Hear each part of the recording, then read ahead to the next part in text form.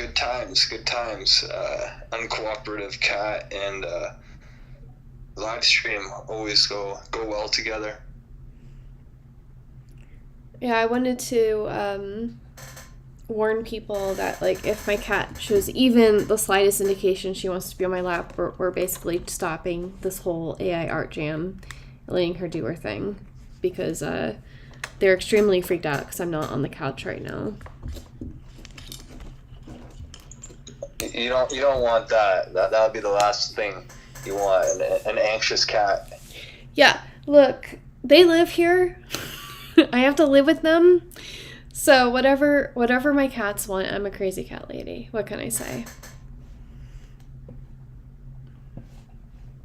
You need to incorporate that into your metaverse. Yeah, I'm like, okay, so Doge, we're gonna be doing Christmas cat theme, I guess, to start out with.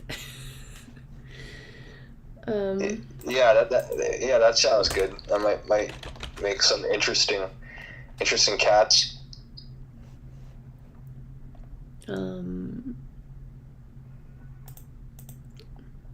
It put it all the way at the bottom. Yeah, so I am live streaming on YouTube and Twitch right now. You can find them in my link tree if you want to follow along. I will try to be proactive in putting the results in the nest up here, but we will see.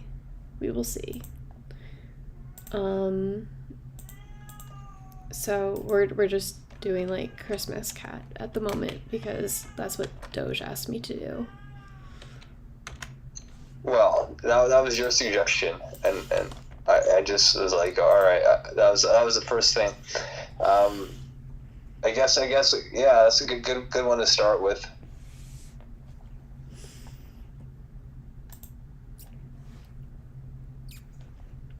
But this is Christmas theme, so that'd be the first. That's like I guess there's going to be a lot of interesting Christmas. There can be some interesting Christmas things. Why do you choose? I guess, like you said, like it's like first day after Halloween. Yes. So what happened is I wanted the last metaverse of the year to be simple and to basically have a simple one to let us end the year with good joy, because a lot of these themes that I've been doing with banned books are kind of heavy. Like I did the Scarlet Letter.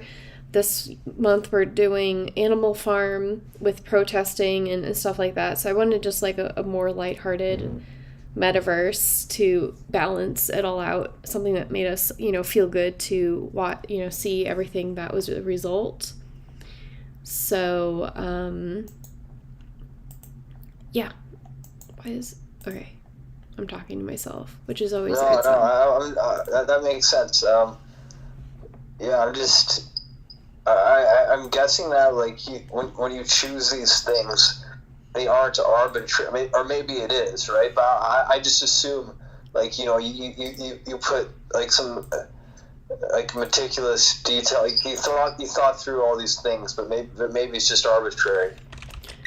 So this one's actually from the Christmas Carol, and it was banned because of the pagan imagery. So like basically the Christmas trees and the mistletoe and all of that stuff. Some of these Christians are just like, wow, we hate everything about Christmas. We are humbugs and we don't like any of this. So that is what we are. We're celebrating Christmas the pagan way, and I wanted it to just be like Winter Wonderland in case people were not Christian or family, because that's what the Christmas Carol was about. It was about working yourself to death or enjoying your time on Earth and with your family. And you have a choice.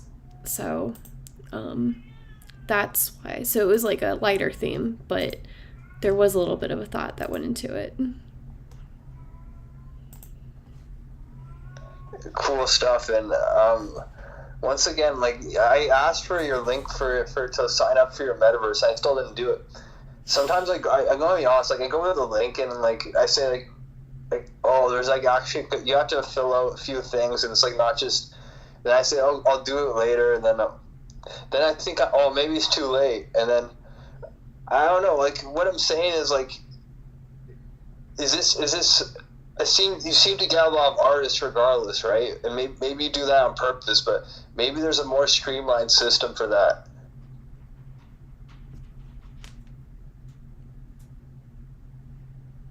I am not ignoring you, Doge. I tweeted something today, and I think you might enjoy it. Where did it go? No. Oh, here we go. Merry Christmas, Doge. You can just drop your submission in that tweet. And I will just follow it up with a bunch of questions, yes or no questions. And we will. Oh, so you already had that right. Wow. Okay. So that's like pretty much exactly what it's saying. That sounds like a good process. So I'm going to just do that right now. Okay. Go ahead. Yeah. Please do that. I always appreciate it and you and everyone. Zoomojis! We are not having very many people tonight, so you can give me all the crazy stuff that you want, that you've ever wanted, because I really love that one. You gave me one suggestion, and it's, like, dear to my heart, so there's that. He was just like Alan Rickman eating an entire tire, and I was like, we'll do this, and then it was, like, amazing. So, I mean, not like that was, like, your own, like, the only thing that's keeping us friends, but I do associate you with Alan Rickman eating a tire now. So, I'm just saying that, this is a thing that happened. It was accidental, but sure. I was going to say that if nobody gave me any suggestions, we're basically just having, like, Santa on Santa action, because apparently Midjourney is really, really shipping that as a thing. Like, really, really. I think for some reason you just know how to put those prompts in that generates those images. I was just like, Mr. and Mrs. Claus kissing under the mistletoe. And then they were like, so you want Santa and Santa kissing? And I was like, well, that's not what I asked to begin with. But, I mean, now that I'm seeing it, I'm totally okay with this. Love is love. And also, it's a really good output. And I'm just going to keep doing this because it's funny. So, tonight we are... we're using Lexica and we're using Midjourney to get a preview of what, like, get really specific prompts and to get ones that I think will be getting us good output. So what is your favorite part of Christmas, Doge?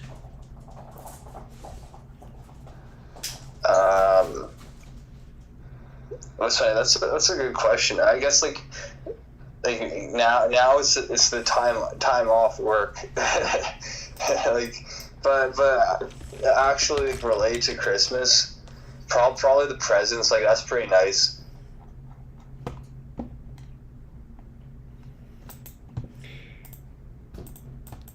We'll see what we can get with presents.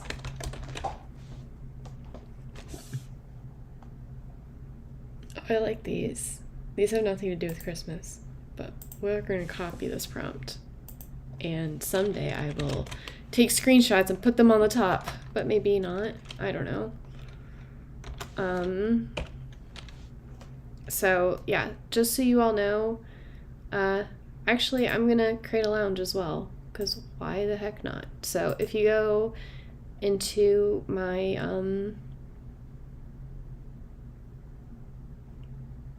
sorry, I'm like have to think about, I have 3 screens to choose from, can't choose the wrong one.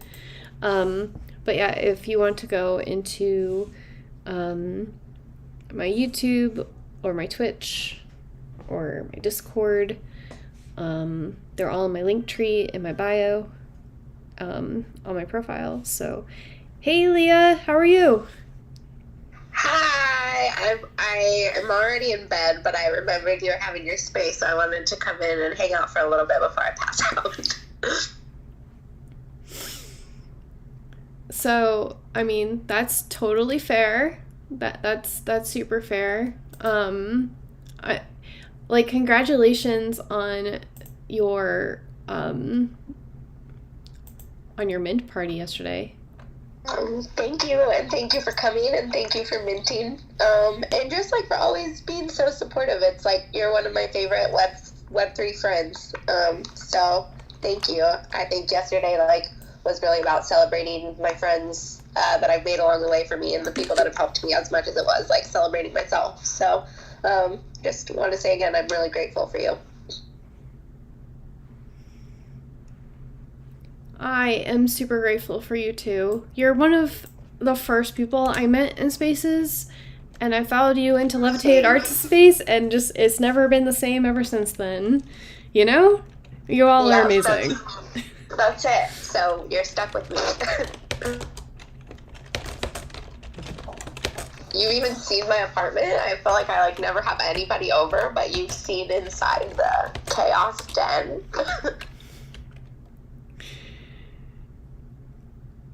Someday my house will be clean enough I can return the favor, and we'll be just like true friends. I know, we'll have to hang out IRL more. Yeah, we keep saying that, but like both of us like being in Spaces. I know, I really hate leaving my house. Like it's a problem. I am actually actively trying to leave my house more, but it's always a struggle. And my favorite plans are canceled plans.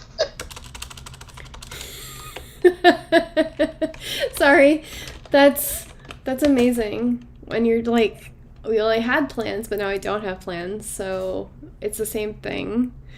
I have a story about that where I had plans for Pokemon Go when it first came out. It was my birthday. It was like February 2017. And I was like in FDR because like everyone had canceled on me. I didn't tell them it was my birthday. And so I was like at FDR by myself, the memorial, and I was like, yeah, Mom, with all my friends. Like by myself. Because I want them to feel like lonely without me. I hate my birthday, so I understand, but you're making me so sad. And then they came out with like a new drop of Pokemon, so like everyone came to FDR anyway, and I was like, I see how it is. I see how it is. Wait, they like canceled on you and showed up at the same time? Yeah, they canceled on me and they're like, oh, we have shit to do. And I was like, okay. And then they were like, I went to FDR because I was like, well, if I'm going to be by myself, I might as well go do something and enjoy. And then they all kind of showed up because it was new Pokemon. It was exciting. And I was like, fine. No hard feelings. We're cool. My feelings would have been hurt about those guys, so I'll beat them up.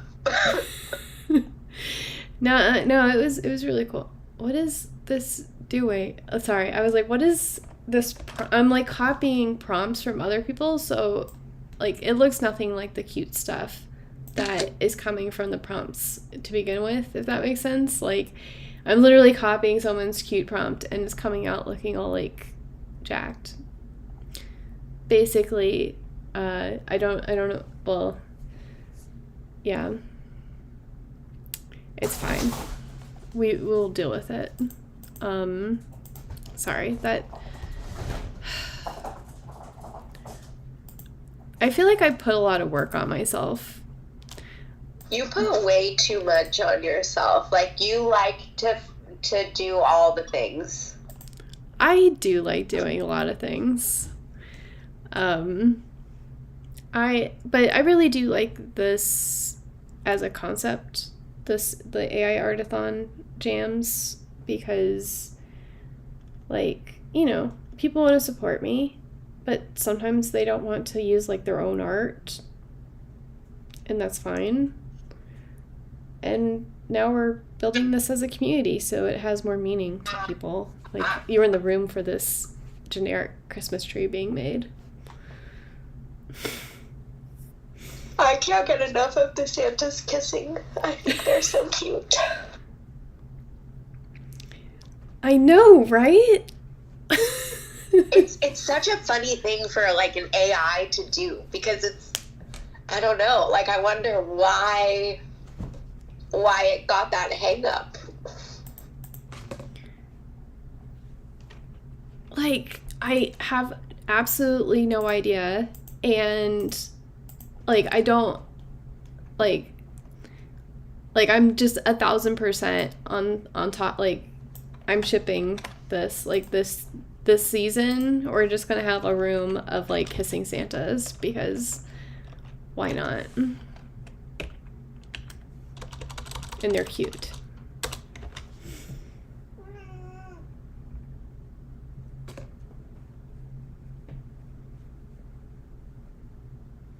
I don't know if you can hear my cat, but she says, "Have a good evening. Leah, please get some rest." Oh, I think I am actually gonna go. I thought I could, like, stay and hang for a little bit, but I am pretty exhausted. Have fun though, and I'm gonna stay in, but I'm going to probably be quiet. You can drop me down to listener if you want, because I'm probably not gonna be awake much longer. Well, there are 2 people listening to me right now, so we're super good. There are 2 speakers and 2 listeners. We have a good ratio going on over here. But yeah. So, Doge, how often do you, or how big is your family? Like, do you do things with your family for Christmas? Over Christmas?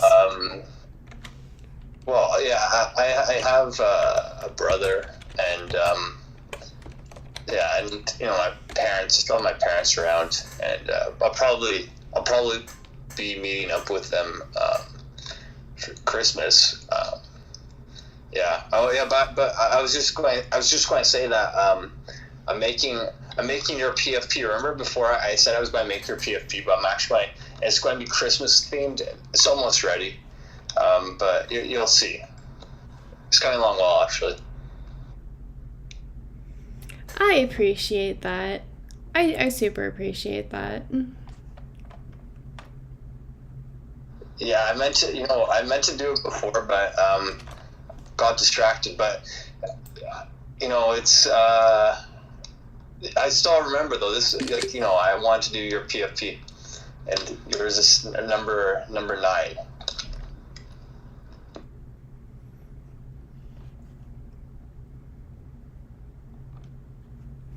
I had this, like, you know what happened? Like, I had this, like, crazy, like, art adventure, I guess you could say, like, with, like, working with some other artists, and, like, what they do is, like, some people, like, you find them on Fiverr or Twitter or wherever, right? And it's like, they want to work with you, right? And you need someone to help, and it's like, okay, cue draw. Like, say we're drawing some trees. Like, let's draw some trees, and like, they'll draw the tree, and it's like, but then they'll add something funny in it, right? And it's like you could just obviously you're able to draw the tree, and like any artist would know, like, they put like a funny looking branch, right, or something, whatever it could be, right, and be like miscolored or something, and it's like, you know, it's obvious, you know, they put it there on purpose, and then it's like, you know, that, you know, like why are they trying to do that? And then it's like, if you talk to them about it, and it's like you have to make a whole big deal about it, and I don't know. So And then it's like they try to, and it's pretty sneaky, right? Because like I've worked with a lot of people, because what they do is at first they'll deliver something that's like decent quality. Like the first batches of designs that they delivered were good, right? And maybe they were a bit off, right? But I'm like, okay, like it's still overall it's good work. The second one I want them to create some characters and they put off the eyes, right? Like the eyes are kind of slightly off, right? And I'm like, I know that they knew that's wrong. Like I sent them the eyes, I sent them the characters, the eyes weren't off. Like they obviously adjusted it, and like so like this type of stuff, right, happens, and it's just frustrating, right? And it's like you go to Fiverr and the same type of stuff happens. I'm paying them, right? I'm paying them, and then like they agree to do the work, and I'm like, and then what happens after? Like I don't hire them again. They're like, oh, like why don't you want to work? And they try to be all nice. I'll do this. I'll do this. I'll do this. Like it's like just silly and waste of time.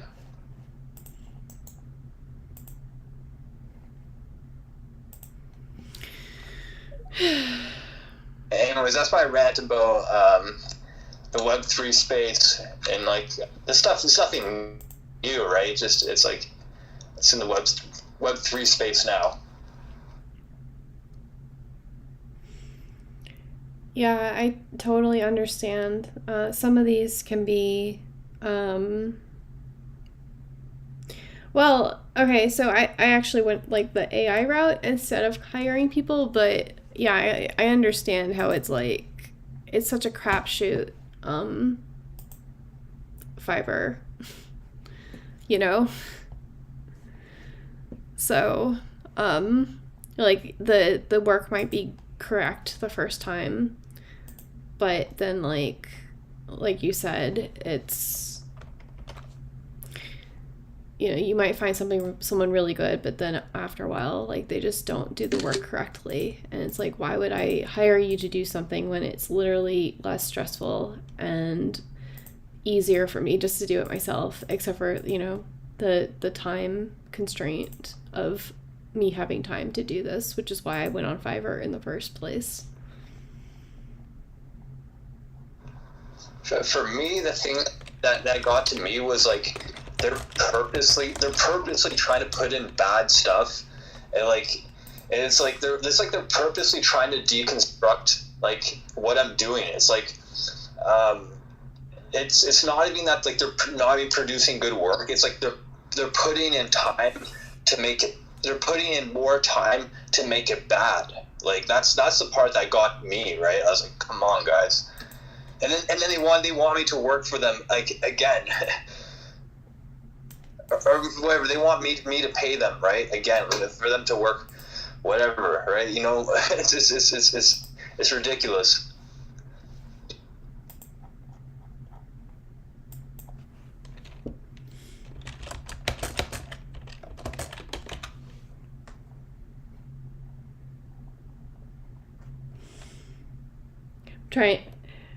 I'm trying to see if we have like child doodles prompts that I could quickly use.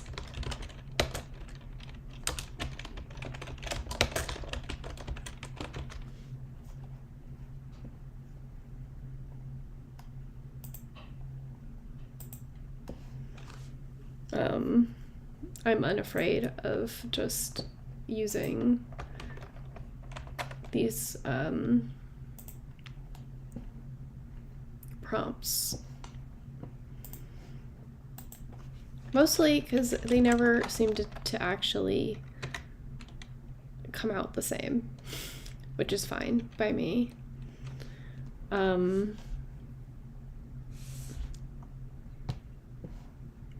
What was the last ones I've done?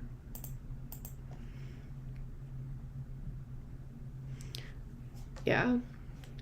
So besides my PFP, what else are you up to with your metaverse? You said that you're going to be getting artists, like we're going to be able to submit our artwork to you soon? Yeah, I want to maybe I want to be able to create a system for that, but right now I have one artist that's let me just pin up this here, and just to show like easier, you can pin your stuff after. But what this is like, I'm working with an artist, supposedly from Nigeria. He seems Nigerian, but you never know in Web3. But he's doing good work. He's going to spaces, and he created this panda NFT, and the way it works is that like it's launched, like we have it, you can mint it through NFT Ironland, and there's 111 5-matic each, and then everyone will get an airdrop, and if you get one of the rare ones, you get like a nicer Doge Pound Puppy NFT. And so I'm showing here. Maybe there's people here listening. No, there's no one here. But the point is, the idea is like I'm working with this artist, and we have this this NFT where if people buy it, like they could get an airdrop, and I'm working with another artist who's creating some more stuff, and so like eventually like I could automate this system, but I'll see. In terms of, I have some other priorities in terms of what I'm aiming for. It's more like gameplay updates. I have some stuff in mind for just how to make the game better from a gameplay perspective.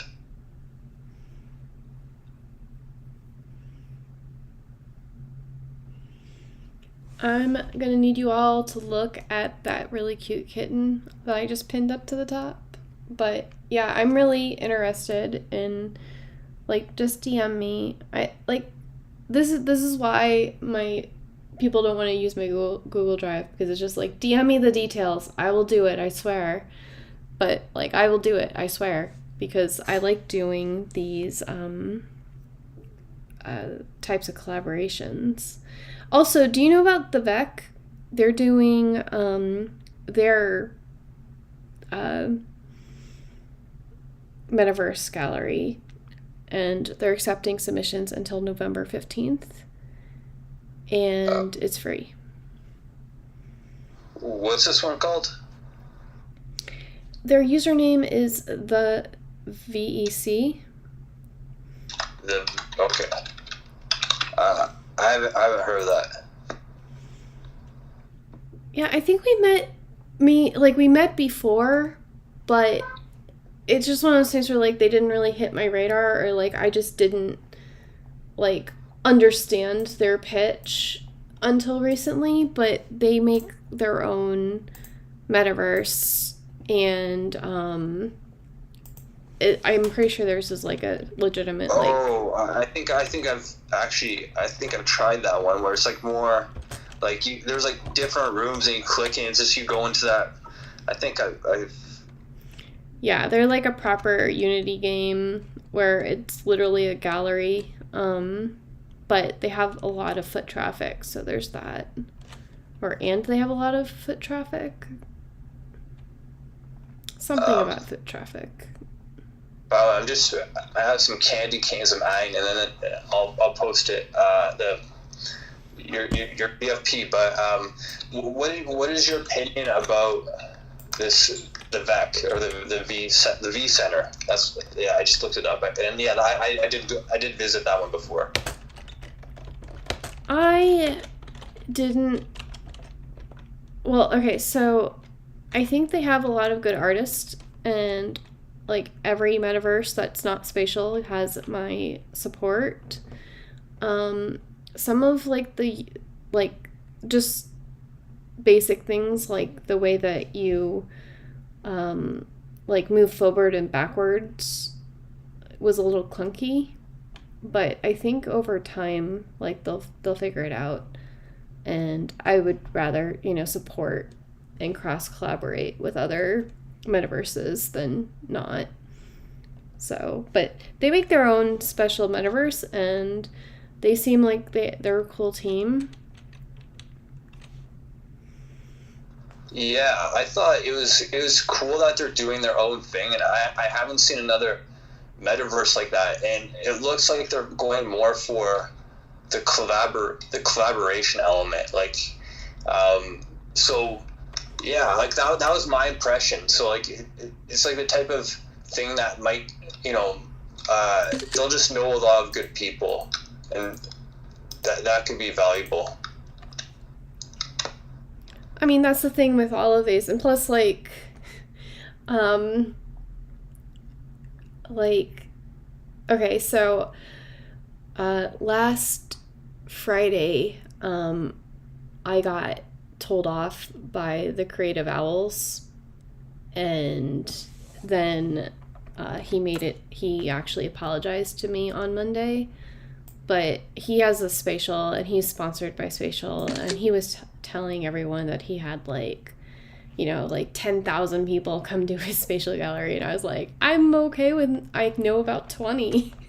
you know like, I'm just not at the same scale as Spatial right now, and I could be jealous, but I'm just gonna keep doing my thing, and like, this is a very, like, my particular project is very niche, and I just want to, like, be known as being like someone that's easy to like cross collaborate with, and is a good time, and like, I'm telling people about other metaverses, like, once I figure out how people can enter into yours, I will be bringing it up into random conversations as well, because it's like being in one NFT marketplace versus all of them,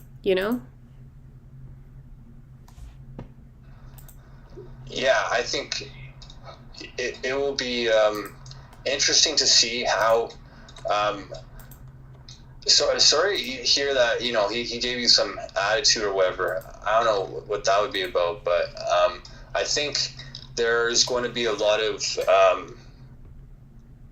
different, like, things are going to change. Like, I'm still kind of skeptical whether spatial is going to be around versus some other metaverses, right? Like, we don't really know about that, in my opinion.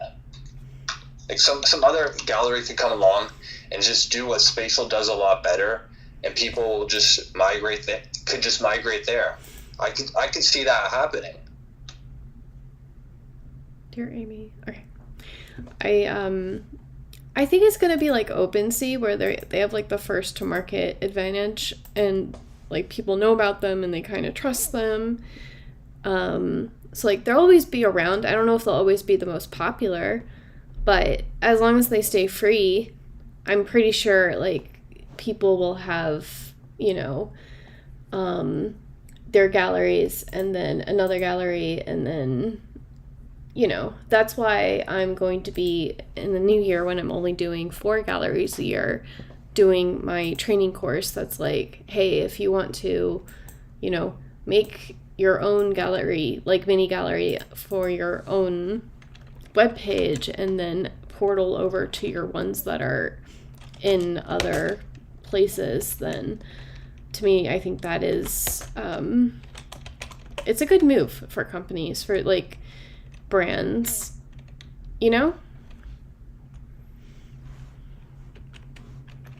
Yeah, I get what you're saying from like a business and brand perspective for the meantime. Yeah, like, you could put, you use spatial and whatever other galleries. I guess what I was saying is, like, what I see with spatial is that another metaverse. Like, it doesn't even have to be a gallery metaverse, but if it's just another metaverse comes along and kind of like outclasses them, it could just overtake them. But that's not going to happen overnight, and yeah, that's just what I'm saying. But yeah, in the meantime, it's probably a good place to showcase your work, and obviously a lot of people are getting traction there. So yeah, good for them. I mean, that's the problem too, where like, if, like, since they're popular now, everyone else that's catching up is going to have so many features in order to entice people away from things that they know. Spatial is not like, Decentraland or anything like that, where you have to buy the land itself, so that it has like a slightly different purpose.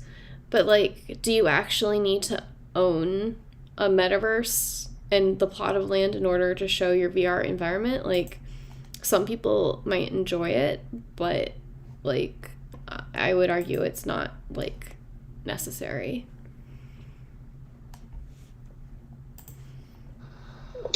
Well, if another metaverse is there, and if they just if they do, like, the land ownership could stimulate the metaverse itself being much better, and eventually, like, if the technology is better, like, the gallery itself is just going to be a lot better. And it, like, there could be, and maybe spatial will always exist, but like, say there's spatial, and then there's like metaverse X or whatever, right? And it's like this new meta Decentraland, whatever. Or maybe there's some new metaverse that's created, and in that metaverse, they, like, the metaverse itself is just like way better. It runs way better. The graphics are better, whatever. It can support more people. It's not laggy, and so it's like, okay, you're going to have that really like high quality metaverse that everyone wants to go to, and then you have spatial, right? And it's like, come here, guys, come to my metaverse that's slow and clunky and people don't like it, but I have my art here. Please visit this. Don't go to the nice gallery, right? Like, it could be like that. Yeah, I mean, it could be like that, but I mean, spatial, I don't think it's that bad. I mean, like, it will have to keep up with whatever technological advances are, because eventually it will be slow and clunky, but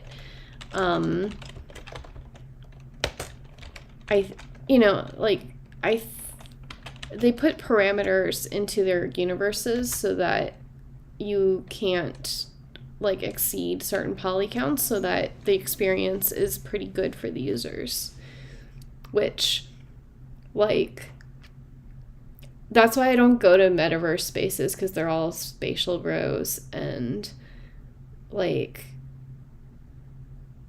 I get really defensive about using spatial, like, not using spatial for the majority of what I do, because it's not a good use case for me, and they don't believe me. But I'm like, look, I went to go show someone how easy it is to use spatial, and they told me that the environment that I'm using in my own environment, like, I'm using it as my world, is too big to import. So then I'm going to have to downsize my world in order to use spatial. And how is that convenient? Like, I'm going to have to compromise on my vision to use your outside thing that's going to be less convenient to use anyway.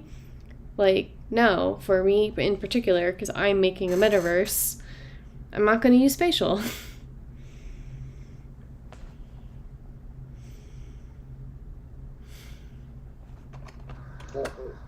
One of the things I can see being an issue is that, like, they're more focused on community and the gallery aspect of it, and like, it just you have to question, like, how focused are they on the technology, right? And like you're saying, like, even like that, like, it's going to have limitations, and so that's my opinion. But in the meantime, it's like it's there and people are using it, and maybe they will adapt, right? Because, like, they are, I think they are making updates. I haven't been following too closely, but I didn't even know that was a thing, spatial bros. So there you go. So like obviously it's attracting some people.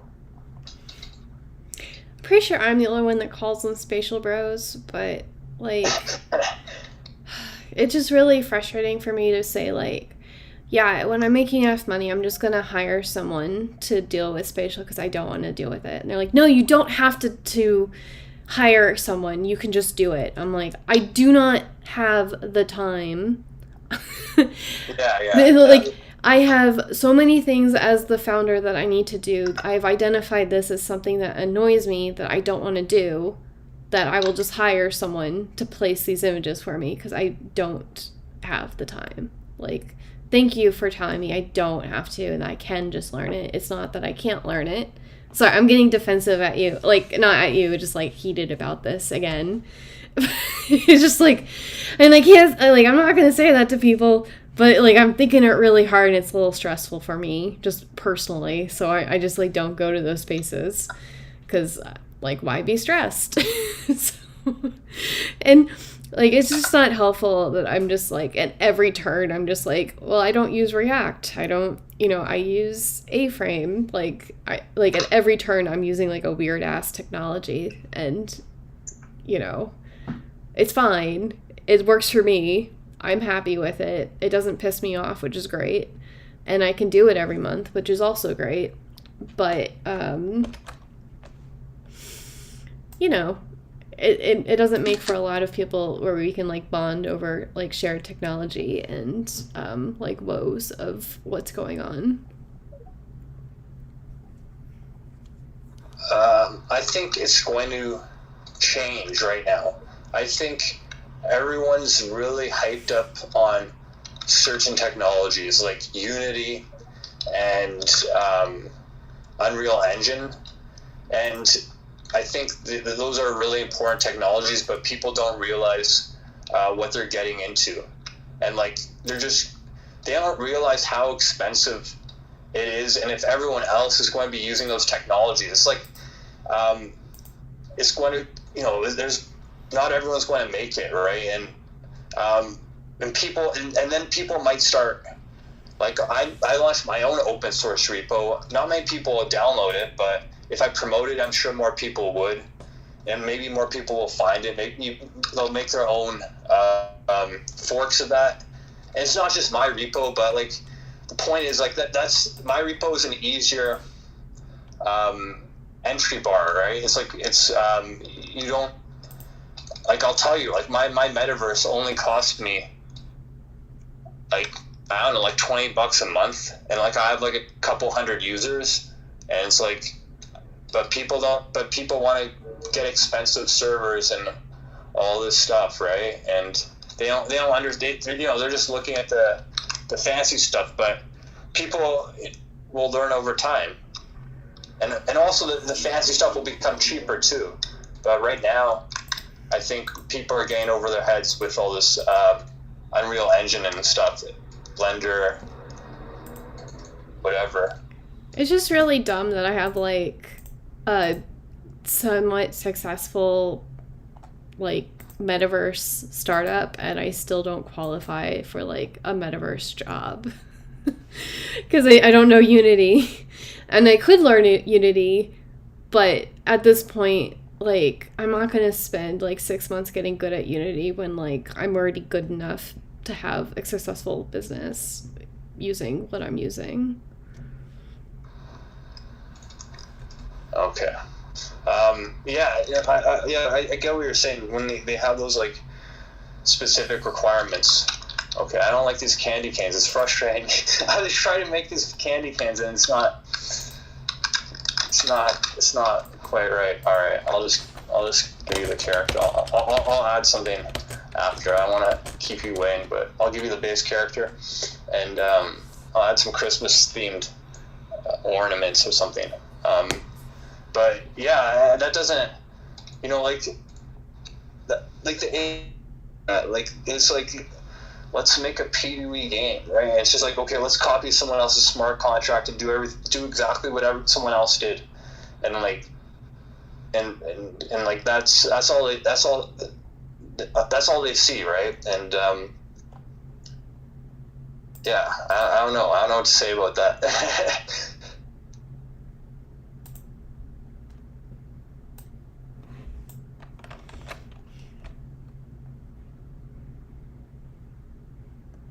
It's okay. It's just, you know, we're in a safe space. Recorded, but safe. So, yeah. So I'm allowed to complain a little bit. Not like a lot, just like a little bit.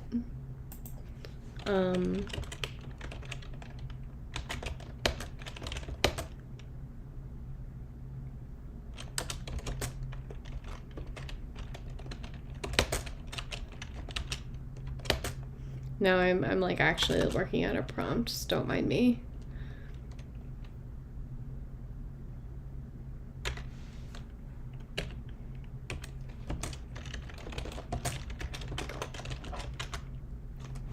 Yeah. These spaces are definitely like when I'm doing like concept art myself, I think more about what I'm prompting in, because it's hard to like talk and think deeply about what you're about to write at the same time. So that is an excuse, but also the reality of the world.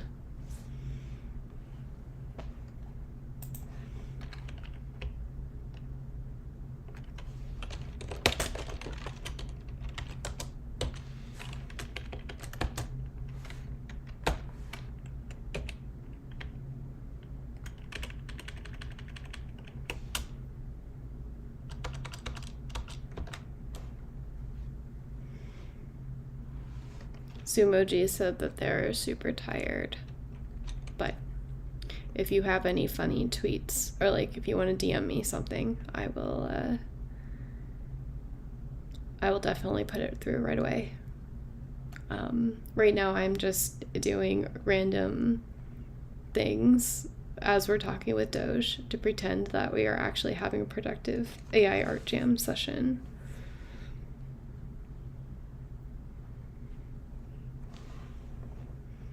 Well, you have a pretty good intro or the preview, the promo one, yeah. So it's difficult to top that one.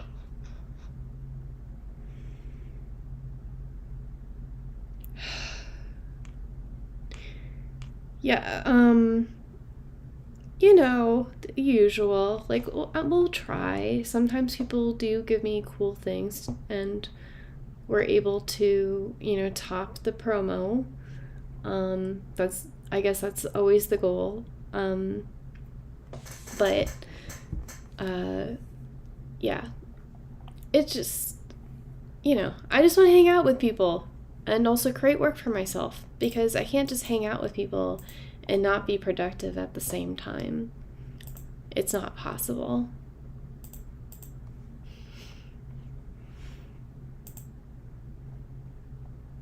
All right, I just shared the V. This is just V1. This is just V1. I'm gonna add a few small edits, but Christmas Amy. There you go.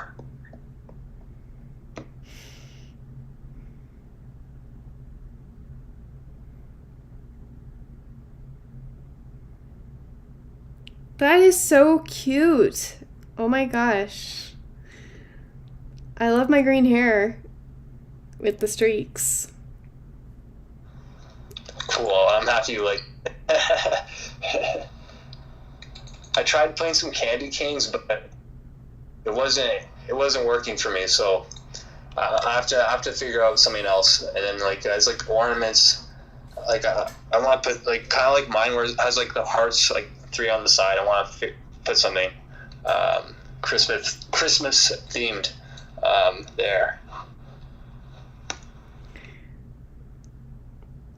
I'm not gonna lie, I have like a mini I have a necklace that's a Christmas tree that is inside of like a glass dome thing, and the green heart reminded me of that, of So, if you're like struggling with where you put Christmas things in the image, maybe the shirt, maybe the necklace. But I think it's super cute the way it is. Thank you. I'm happy. Like, yeah, I'll mint it, and well, I'll let you know. Like, you could give me your address, and I can send it to you.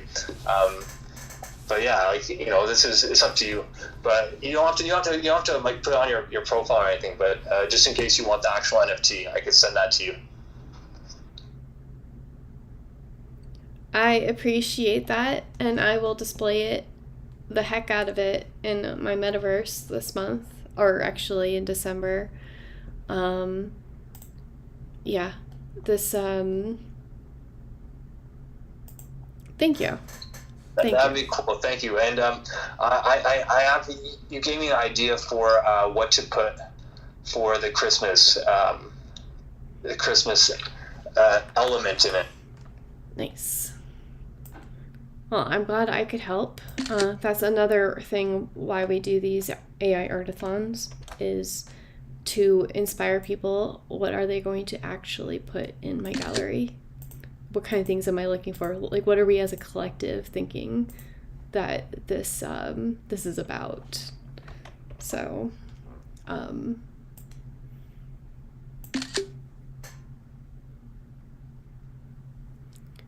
hello, sleepyhead. How are you? I am talking to you, and you are a listener, but if you want to come up, oh, shit. Oh my god. No, I meant to, okay, come back. Freaking, okay. Doge, what even just happened? I went to go invite you to co-host, and then I removed you. Are you still here? Are you? Oh my god, I'm so sorry. Hold on a second. Doge, can you hear me? No. Oh my god. Oh my gosh. Might be reconnecting. Hello, Tiny Castles. It's been a very long time since I saw you around. You've grown a lot since then.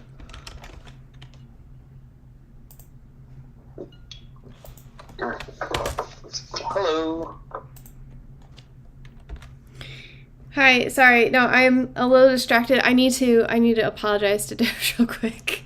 I have my phone up on a pedestal, and I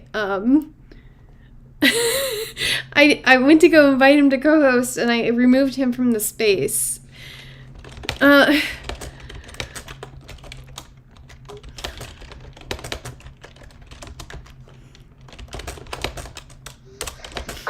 This is me just like, you can hear me furiously typing. That is unfortunate. I literally, I swear to God, I've hosted before.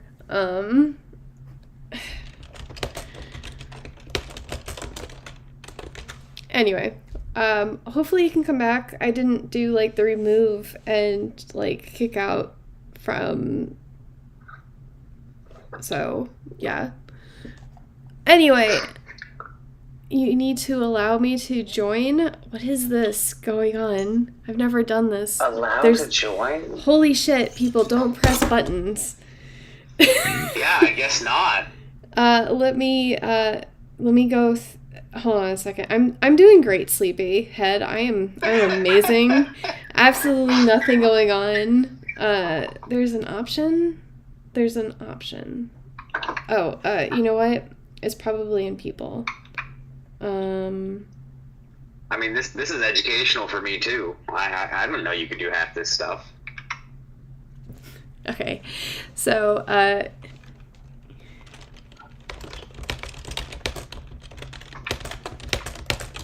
if you click on people and where all the guests are, and you're the host, and you go all the way to the bottom, like there's bubbles at the top. It's like all co-host speakers request listening, and then removed. If you've accidentally removed somebody, you can unremove them. So He said that he's accepted to co-host. I do not see him, but I'm really, really sorry. I'm here. No, it's okay. It's okay. I can't see you. Yeah, I'm familiar with the remove option. Quite familiar with that. So yeah, I know there's that option that's hard to find, but it's allowed to join. I'm so sorry. I was like, I'm gonna invite Doge to co-host and let Sleepy up at the same time, and we can do this. I am technically capable of touching my phone and not effing everything up. And nope, definitely not. So yeah, we're doing an AI art jam session. Basically, if you give me an idea, I will try to make it a thing with all of the AI art tools that I have. That's really cool. So if I said like Alchemist Laboratory, we can work with that.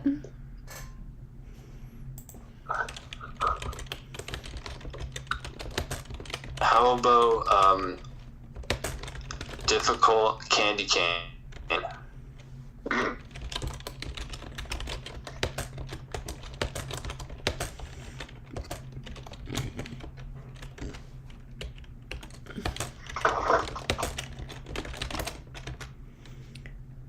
These are all things that we can do. You just have to wait a few seconds for it to appear, and then I will take screenshots, and we will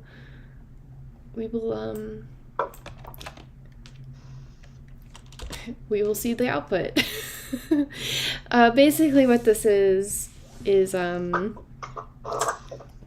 I show some of these in the metaverse gallery that I create, but also the better outputs will be creating a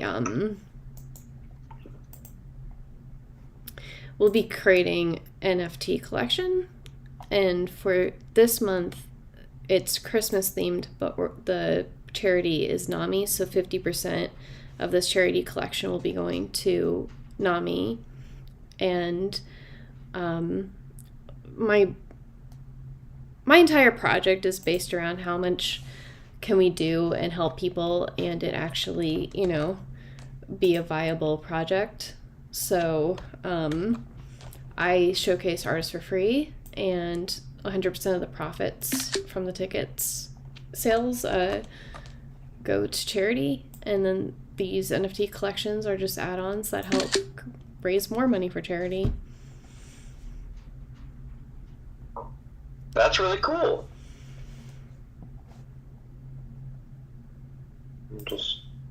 I'm trying to figure out a background for my next piece right now. I have a bunch of AI backgrounds, but I'm trying to layer them and screw with transparency to try to make something like surreal, but not over the top. Do you even know how hard it is to do surreal for AI art? It's just almost impossible, because like surreal without a cause it's weird. Like you have to have a meaning behind the surrealism, so it's not believable. I had a great one that did it awesome, but their website has been down for like 4 months now, and I can't get any response from the dev team, so I'm really sad. That is really sad. So I have a bunch of these backgrounds. I wish I'd made more, but like they're perfect for what I wanted them for, and I can't make more now because the AI is down. So I should see. Okay, yeah. I mean, they're still around. They're just quiet, I guess. Well, now I'm just like paranoid about touching anything on my phone. Like, don't remove Sleepyhead accidentally. Just go on a rampage and people be like, well, what's even going on with Amy tonight? And like, she's just randomly removing people. She's out of control. It's like, no, I'm not having like a personality breakdown. I'm just not paying attention because I'm on my computer multitasking. So how's your... Huh? Like, how are you? How's your project going? You said you're trying to, like, figure something out? Yeah, so the project's going slow, and that's kind of the goal of this project was slow growth and just kind of figuring out the ups and downs of everything. But I'm trying to put together some one-of-one pieces as sort of giveaway rewards for holders. This next batch, I think I might do giveaways for specific holders that have been active in the community. But what I've been doing is people that hold multiple or people that gift them, I'm sending them special one-of-one airdrop pieces. And that's been kind of fun.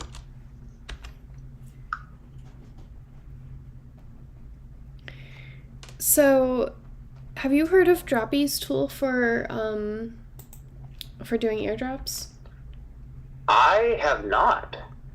Okay, well, I'm gonna go ahead and just put her username in the comment box down below, and with absolutely no more info for Droppies, but she's OX Droppies, and basically she has the most gas efficient way of doing airdrops to projects. And I have not personally used this, but I will someday when I have my act together and have like a proper NFT project.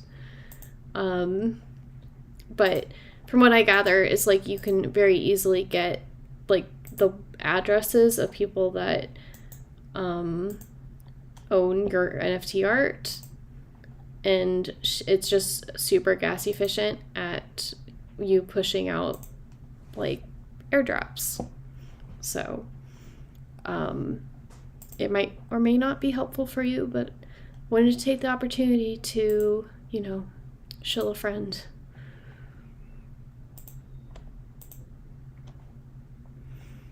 That's really cool. I'll definitely want to take a look at that, and I'll probably share it with a couple other people that do airdrops. That Alchemist Lab is neat. It's got a very holiday potion vibe. I love it. Thank you. Oh, the addition of Christmas was perfect in that. Well, I mean, it is a Christmas-themed metaverse, so I was gonna see, like, do we have, can we have both of these things together, and it look okay? But yeah, thank you. I'll take all the credit. None of the credit goes to Midjourney. Absolutely none. I don't know what you're talking about. Yeah, you just drew these, totally whipped them out. I'm just super efficient, like one every minute. Yep.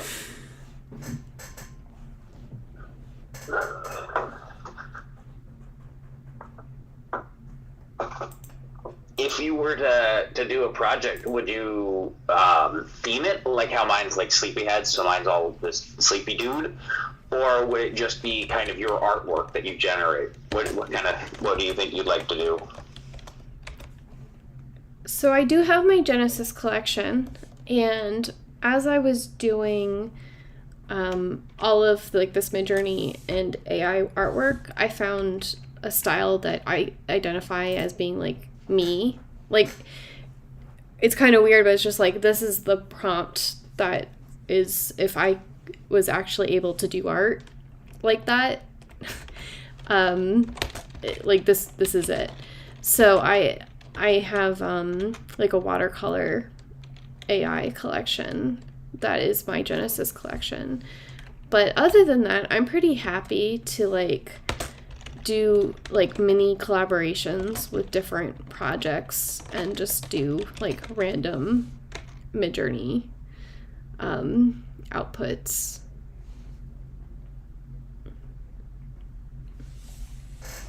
That's really cool. I'm always looking for new collabs if you want to do something later. I've got a few more spots open before this collection finishes off.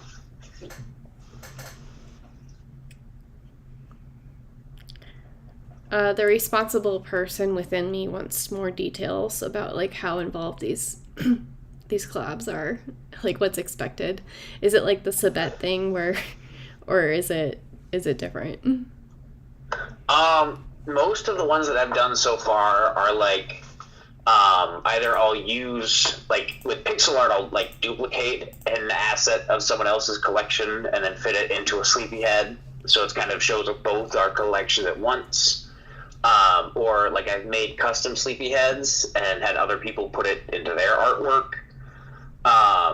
Like something like yours, since you do the AI art, I might do like a background, like with the Christmas stuff. You could, make a holiday themed background that you're really happy with, and then I could put a Santa sleepyhead in there.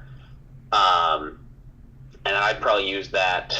I'd either put that directly into the collection, or I could have that as one of the reward airdrops. I'd leave that decision up to you. Because if it was in the collection, then it's kind of part of the collection, and some people see that as more valuable for their own reputation. Versus as the giveaway airdrop, it would reach a lot more people, and it would be a little bit more special because they'd have to earn it.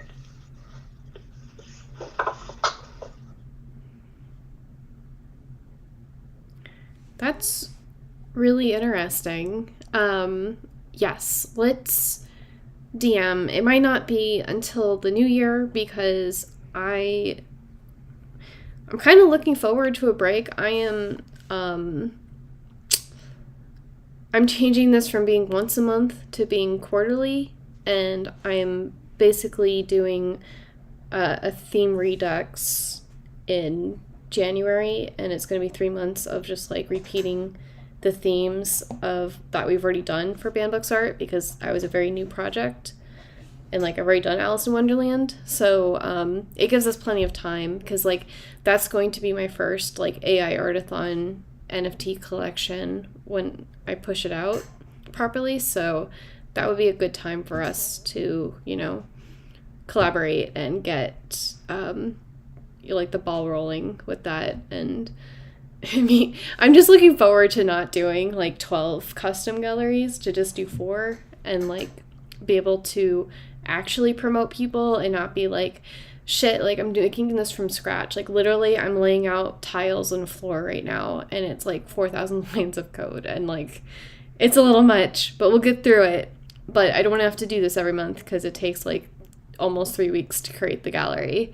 So it doesn't leave much time to like get my head like up out of the water and like do all the other things I need to do as a founder. So like I really love how I was like, let's collaborate, and then just like all the excuses why I can't collaborate right now. I mean, if you still have those, I don't know if Midjourney deletes images or anything, but I mean, those potion pieces are kind of awesome. If you send me those, I'd be totally happy to put those in a collab and call it a day for you. Literally, if you go into my Discord, there's a Christmas Carol AI channel, and you can see all of the stuff that I have done tonight and all of my other, well, not all of them because they haven't had it been so that you could use your own Discord like the whole time I was doing this, but you can basically just poke around and be like, is this acceptable? And the answer is yes. So you have a lot of leeway with this. Yeah. I guess just let me know which ones. And also I could just literally just download these and give them to you. I will do the max, give them the max upscale so that you have the max resolution that they do. I've heard rumors that you can actually put it through something else to give it even more pixels, but I've never actually done that. So there's that.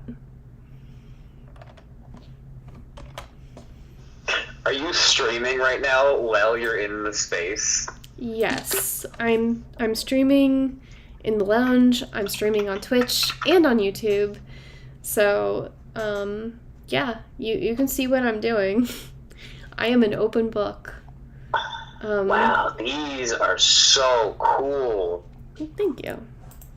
I think I might be changing my plans and just make this next, because the next ones I want to do alchemy themed, and I would love to use one of these as a background. These are awesome. I mean, if you need me to make more, I can do more. These are... it's literally a push of a button for me. So, the ones you got right now are absolutely perfect, and there's a bunch of them to pick from, which is even better, because I want to do a set of 6 and give them to 6 influential people.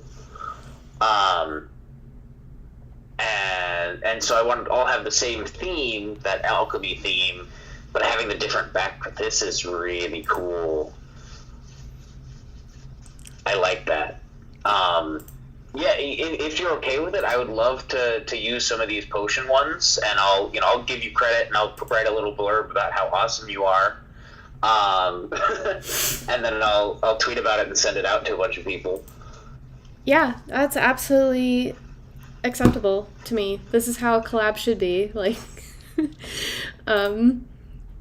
yeah. What was I doing with? Oh, okay. I was trying a different alchemy one.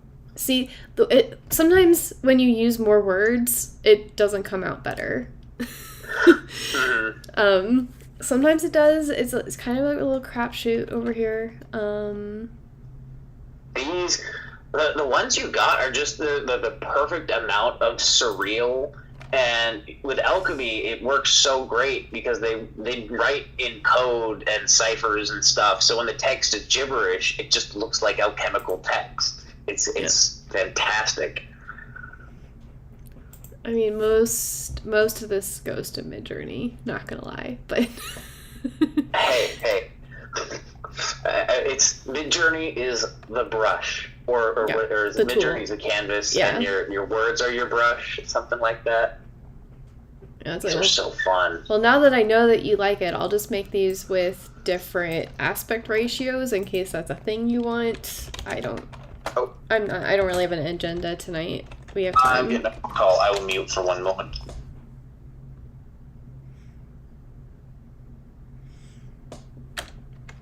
But yeah, I'm on fast mode too, so it's helpful.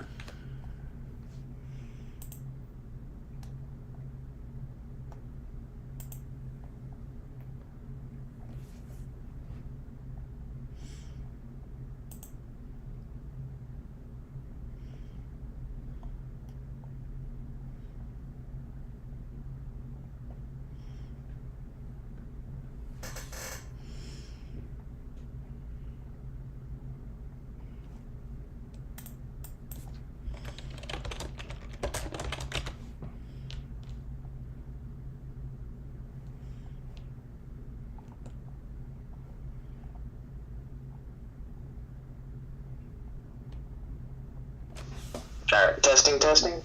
Okay, we're back. We're good.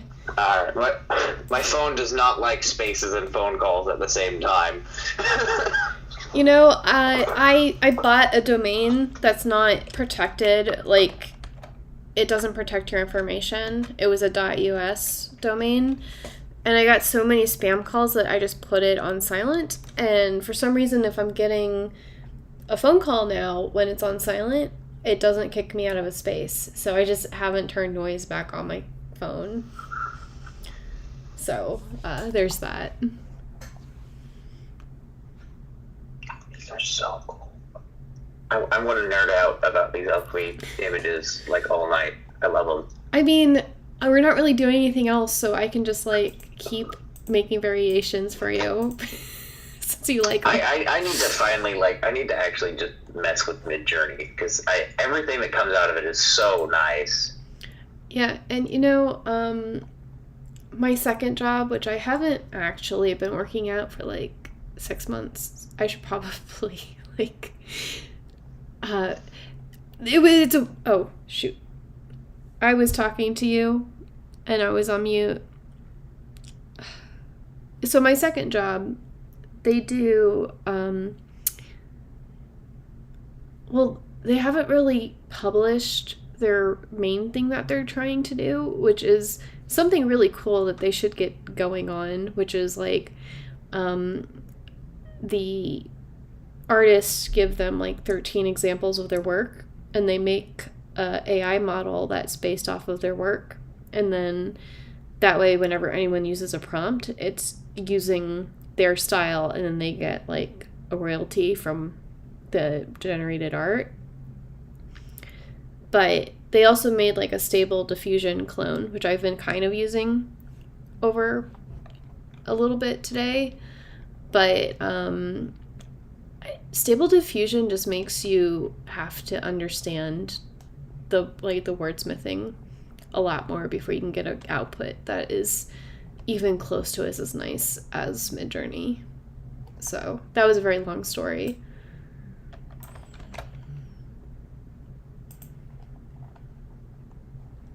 Is Stable Diffusion, is that another AI, or is that like an art style? Stable Diffusion is how AI art is made. Like it's the brains behind the operation. Midjourney just happens to have figured out how they want to like style the Stable Diffusion so that, and tweak it so that it generally has like a good like style output, so you don't have to like wordsmith as much. But yeah, it's based off of Stable Diffusion, I'm pretty sure. Like all of this is. So like you could actually just download like AI art, like Stable Diffusion on your own computer, train the models yourself, and have like private prompts. But like that seems like so much work. I'd rather just pay Midjourney $30 a month and use theirs. So I tried theirs with the mythic fantasy and oil painting, and it's interesting output. It's not what we wanted, but it's interesting. Also, I think I need to come back. Maybe? Yeah.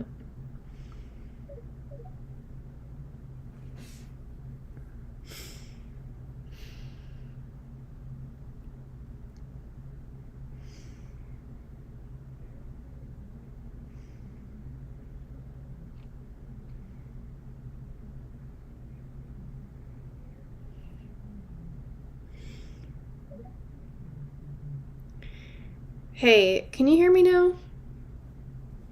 Yeah, we can hear you good. Okay, yeah, my phone went from like kind of rugged to like super rugged, so. Oh, that is unfortunate. Welcome back.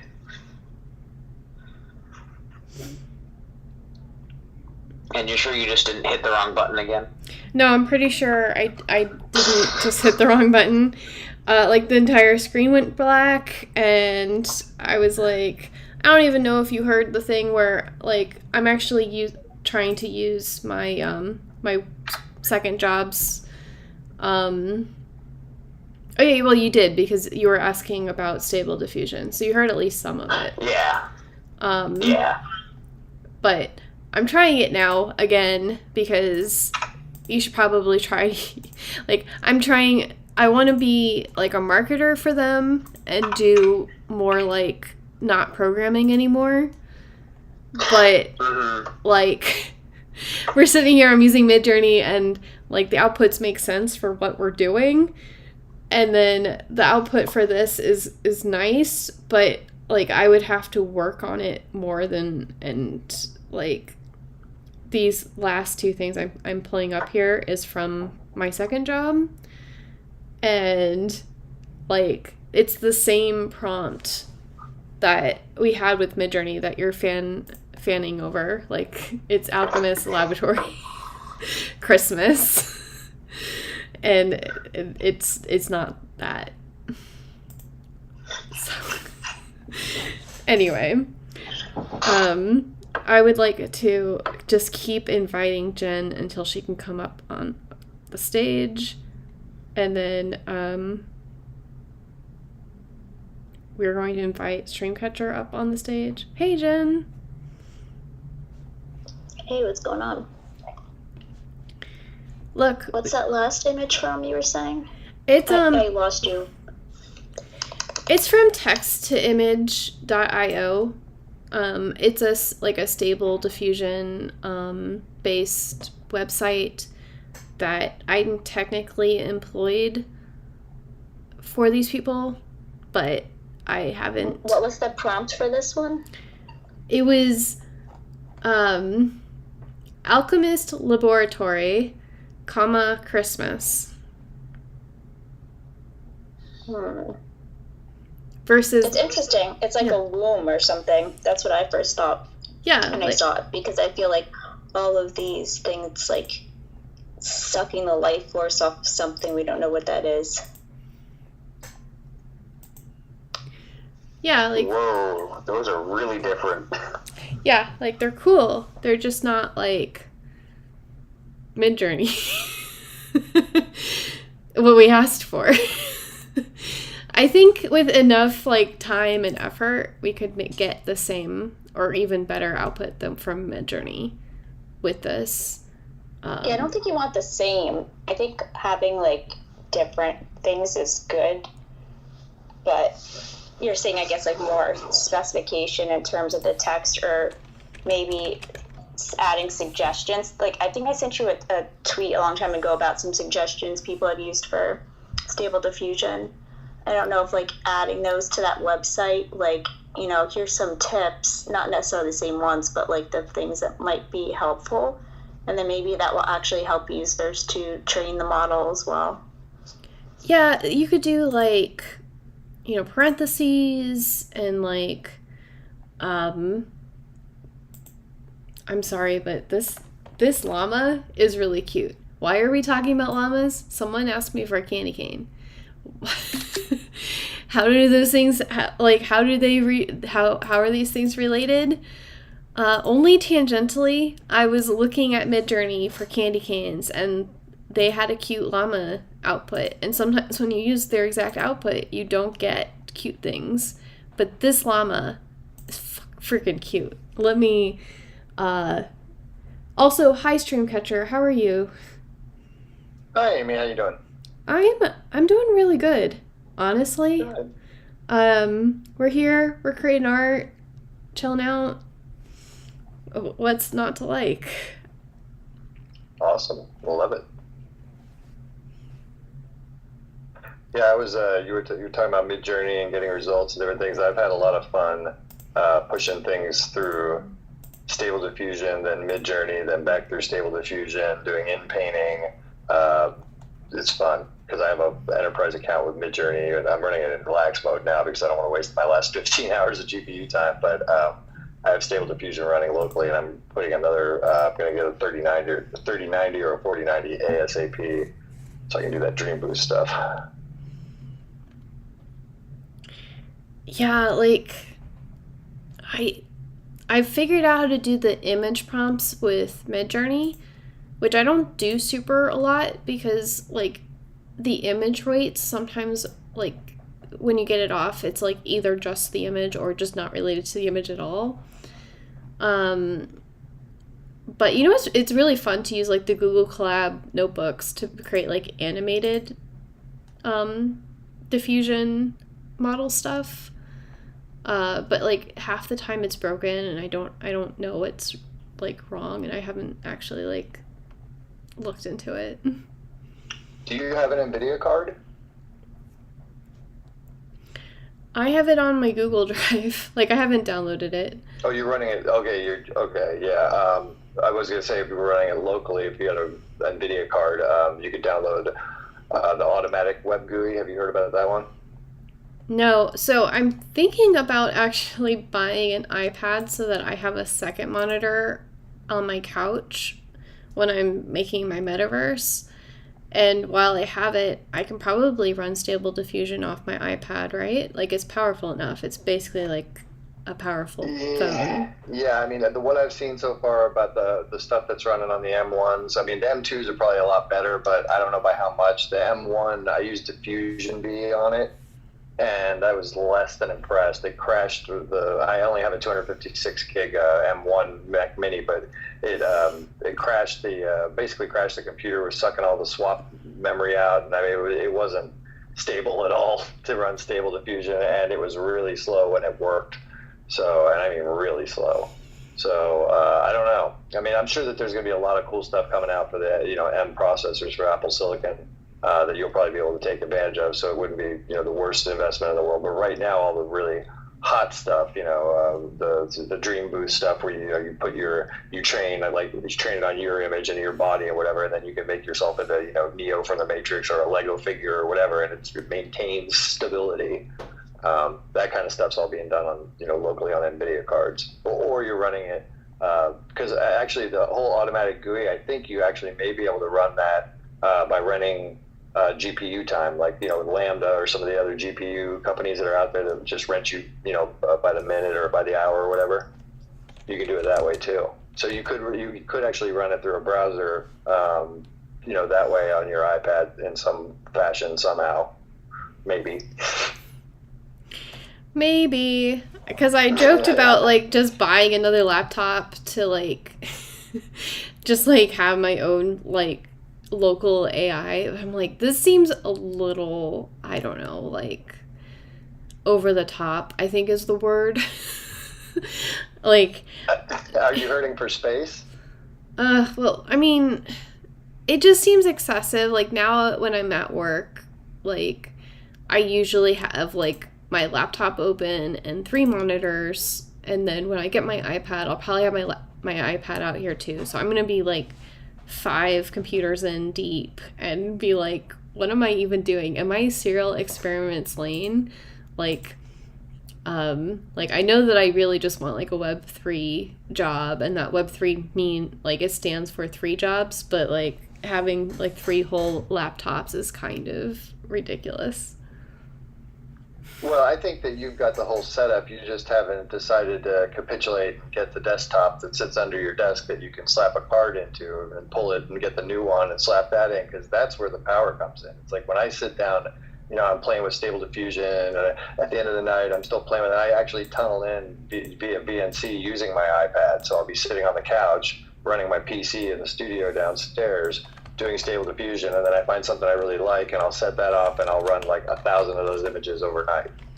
And that's where the fun can really happen, because if you have the time to sit there and look through all those, you can really find some gems. And I'm talking for cutting stuff out, that kind of thing. Might as well just get like a Raspberry Pi and a few of them.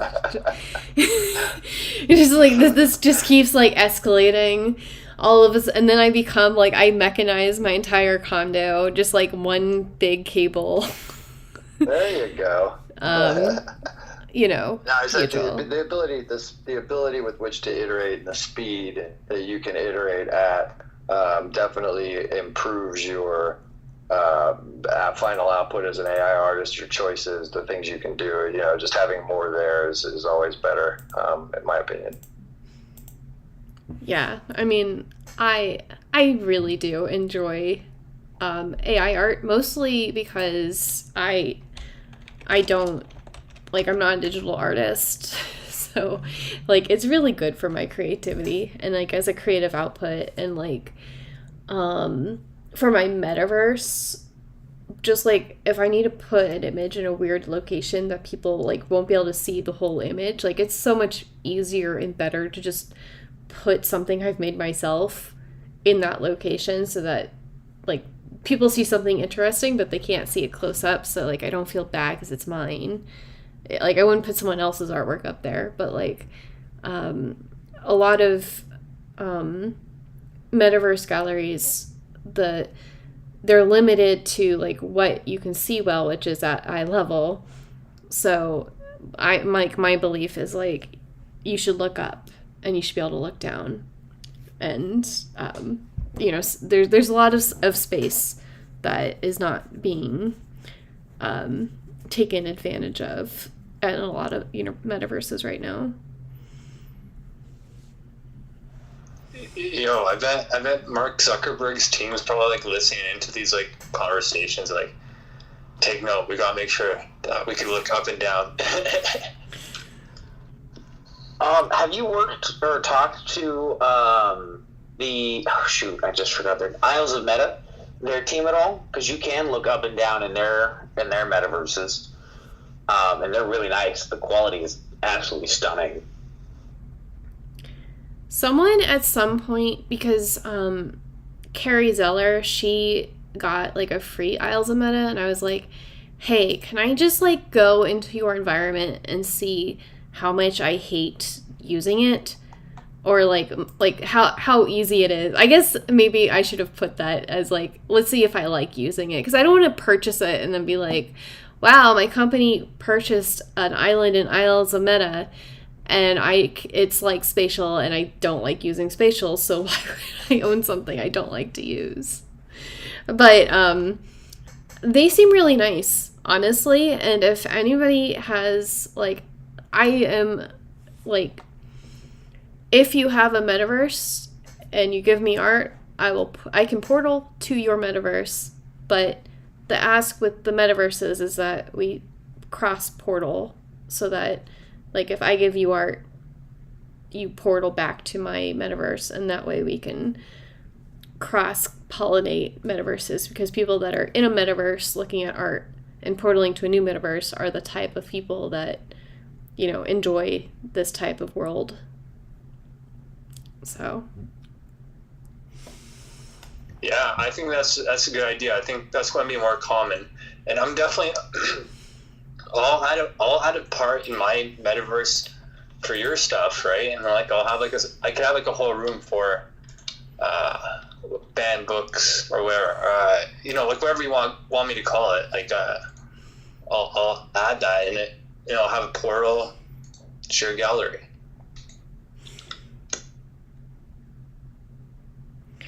Oh, I appreciate that, Doge. Like, we can discuss the details later, because like I'm definitely putting your PFP in, and then whatever link you want me to use for that. Is it like your homepage? Is it like to the mint itself? I can actually do both. I like the best one's probably just NFT item land, right? Like that's probably just the best one to send people to. NFTitemland.com specifically.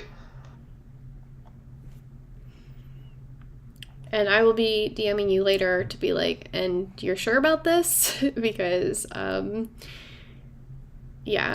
this is why I ask people to fill out the Google form. Like, the Google form has, like, hey, like, what is this called? What name do you want, like, the artist to say?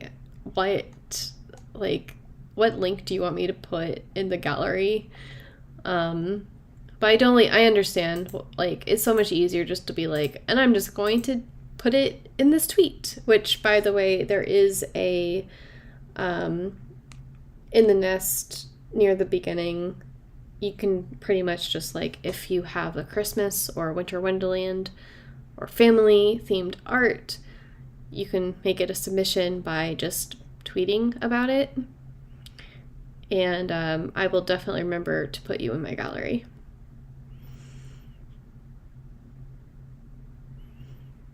Although I should probably say, like, you need to put like the links that you want me to put in there in the tweet.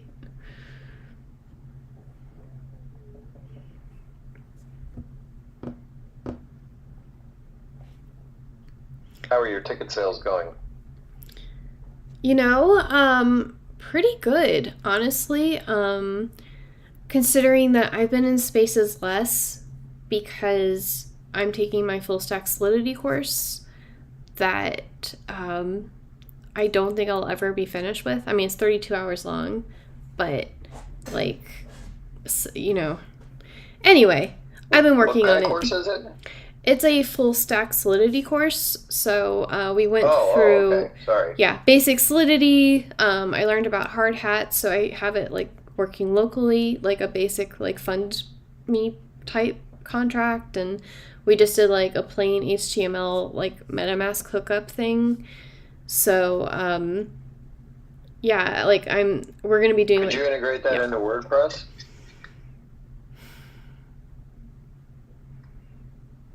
So if it works with plain HTML, I'm pretty sure it will work with WordPress. I might want to talk to you about working with you on that then. That might be interesting. Make some money. Yeah, like I guess aren't there WordPress plugins for doing dApps on WordPress? Yeah. Sure. If you want to call them that. Yeah. I mean, it was just a question. But No. I wasn't meaning to be smarmy towards you, Amy. I was saying that I what's out there is not that great, and the people making it aren't that great, and the support's not that great. Is sometimes custom solutions in these kinds of areas of tech, in the place we find ourselves in, the time and place we find ourselves in, sometimes they're better done by yourself. yeah, like it's been a while since I've actually used PHP. Like that's just what I was I was thinking about with WordPress. Like WordPress is PHP, right? When you like can't use their GUI, like PHP and CSS primarily, yes. Yeah. Can't be that difficult. I was just thinking that next year I'm gonna try to start a training video for how to make the mini verses that I make every month and how to do it yourself, and then just expand the course to be like, here's how you make it into a dApp, and like, just keep expanding it. So I was going to do it in React and Vue because I like Vue and I don't like React, but most people program in React. And then I guess I could try to monkey around with WordPress and, have an extra course that's just like, here's this in PHP because someone asked me to. Oh yeah. I wouldn't ask you to go there on that, on just a question. As far as the what was I going to ask? As far as the talking about, oh shit. Sorry, hold on. Oh shit, I had it. Damn it. It's been a long day.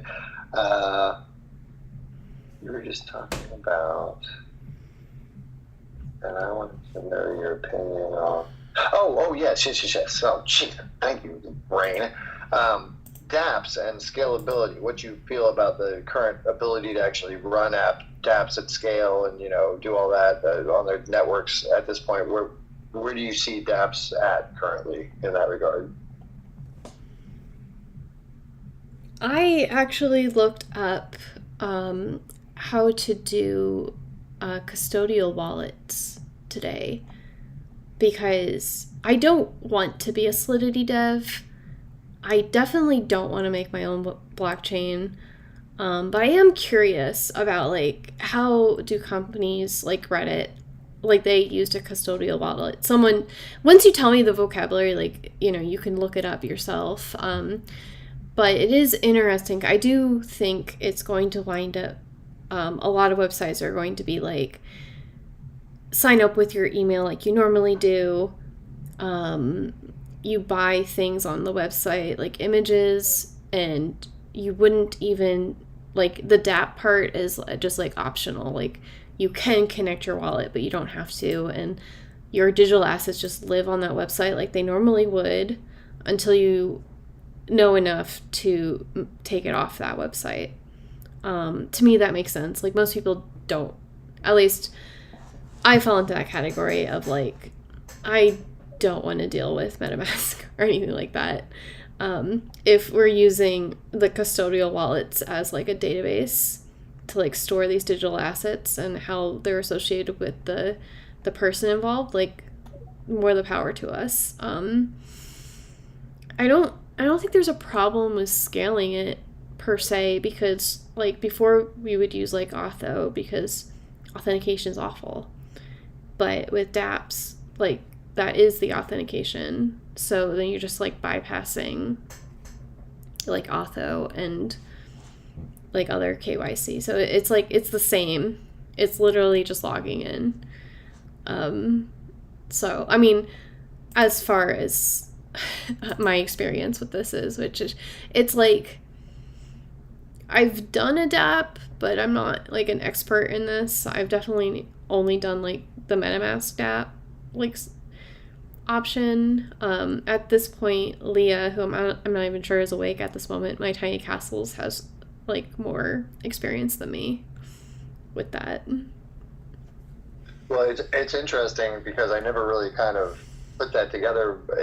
When I think of dApps, I think of, decentralized applications that are running, different things that are more like applications. We think of apps, but really Connect Wallet is a dApp.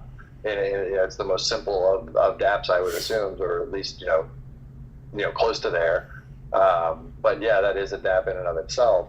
But what I've known of the dApp marketplace, of the decentralized app marketplace on different chains and whatever, that we're talking about very limited scalability and functionality with these applications, that if they were to double in size overnight or whatever, they would be able to scale. That's what I've heard is the problem with dApps in general. But when from a Connect Wallet perspective, it's interesting that yeah, you're right, it's an app, right? Well, okay, so I was like, Amy, you don't know what you're talking about, but so there is a way to actually put your entire website in the blockchain, and right. That's I can understand how that could be prohibitively expensive. It might look like each static page winds up being in its own like IPFS like file then, and that way it would be virtually limitless depending on how much money you have. But like it's kind of like, so I grew up instead of like the mean stack, I came in with the MVC, like model view controller paradigm, and it's kind of basically you're either looking at a tech stack that's assuming the front end is super complicated and the back end is dumb, or you're looking at something is like back end focused and then the front end is dumb. So like I was doing Ruby on Rails, so the back end super complicated, super fleshed out, and then they were like, your database doesn't need to know anything, and also your front end is like a YAML file, and it's like, or HAML, or like some like dumb solution. They assume that like it's just like a front end for your inventory app. Like it's not going to be that bad. And then and like opposite, you have like React applications that are like everything's in the front end and your server can be like whatever. So like the architecture I would prefer is just like your back end is in a separate file structure and your front end is in a different file structure. Like they don't need to know each other except for APIs. Except when you go to actually deploy it, and then Heroku is like, oh, you want 2 different servers running this? Well, then you have to pay double. Like, instead of it being $7 per month, it's $14. And I'm like, really, people? So there's That's always considerations. Yeah. So I actually do need to take mine off of Railway app because they were at $10 of credit, and then 3 months into me doing this project, they were like, yeah, we're just gonna make it $5 per credit, and now I've been paying like $8 per month, and that's not okay. Like, it should not be that. Also, my second job is still deploying their website on my Relay instance, which is pushing me over. And also, yeah, I have a bunch of complaints. Don't mind me. But well, I could bitch for hours. Trust me. Yeah, it's like with Heroku, it's like you have to pay the $7 per month to make sure that your dyno is up the whole time, because if you let it sleep and it comes back up, well, first of all, it's not quick, so people will be like, is your website broken?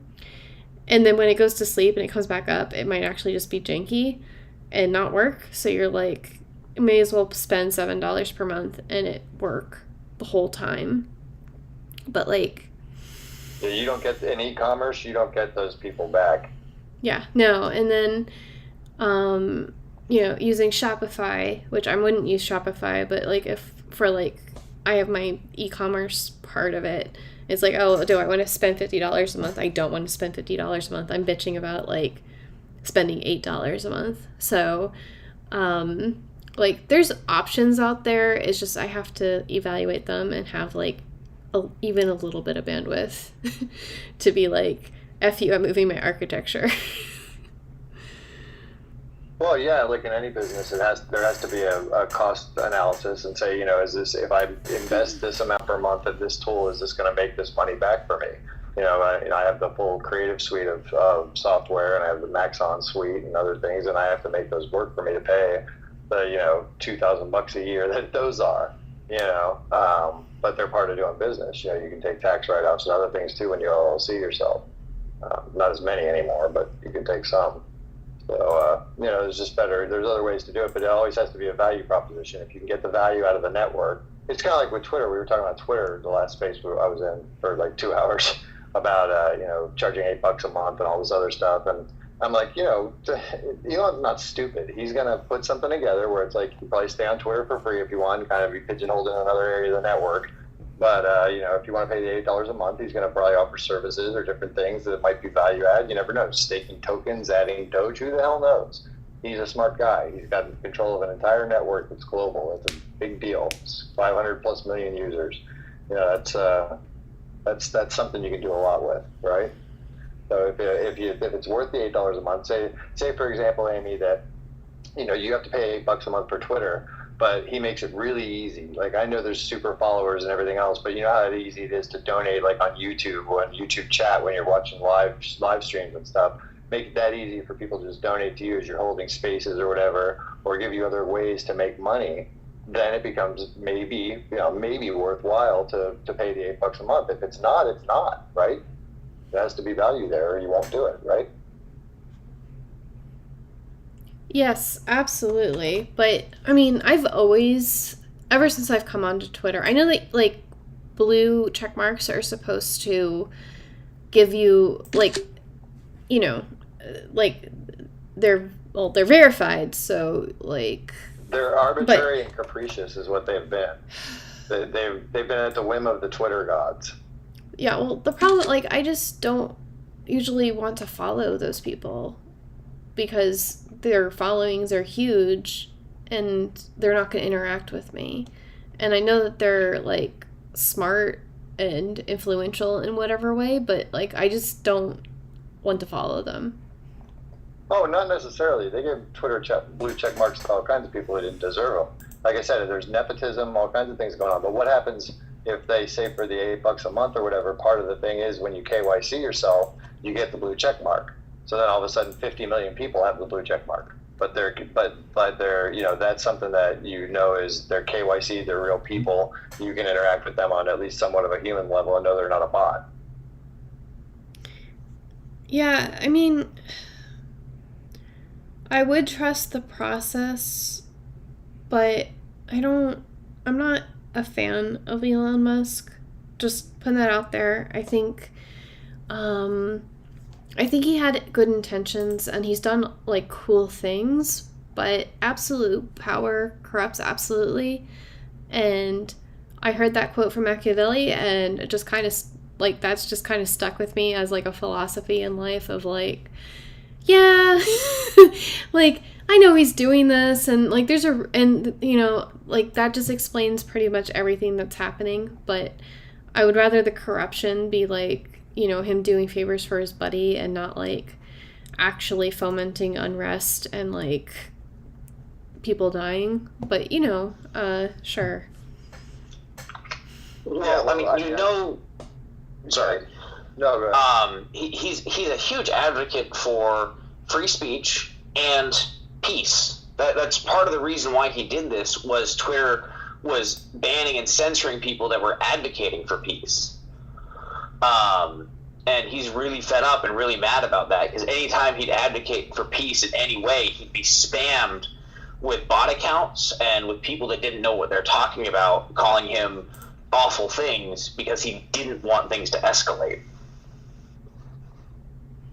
Yeah, one of the things, I mean, I wasn't defending Elon Musk at all. I think he's a very smart man. I don't think he's the brilliant tactician or whatever that other people think he is. I worship no man nor woman. I've met lots of famous people and never once asked for their photograph or autograph or anything like that. I just don't think of people like that. I respect their accomplishments. But, he's not dumb. And what I like to do is I like to war game. I like to think about every possibility of what could be, what reason he may have had ultimately for buying. There's many, I'm sure, but, where he might take it. And he's already said that he wants to create the X app. I heard somebody say that secondhand, that he was saying in an interview, and I've been saying that for months, is that, you basically you've got the network, you build it out better, and you build yourself a Discord, Zoom, Facebook meta killer, and roll it into one network, and eventually, you have the Twitterverse, down the road. Crypto payments, everything built in, NFTs, marketplaces, everything. It's a WeChat for America. Yeah, I mean, I'm just gonna keep doing my thing, like... There you go. If we're in Twitter and it's usable, we'll do it. If it winds up being a cesspool that's not usable, I'm pretty sure people will let us know where they're going before they leave. And then I'll just be on a billion networks until it settles down. I'm already trying to do more on Discord. I just don't like anything that's not Twitter. Like, everything else is draining. Twitter is Discord's terrible. From a UX perspective, it's terrible. Yeah, well, I mean, I have to turn all of the notifications off, but then I don't see anything. And then, like, I'm new to everybody has their own channels where they can talk. And it's like, I don't understand any of this, and I don't want to have to figure out each Discord individually. And, like, all these people are cool. It's just, it also makes the internet less searchable. Like, if you're having a question, and it's not indexable and searchable well. Yeah. You're absolutely right. Discord's a mess in that regard. It's an ongoing chain of events. Yeah.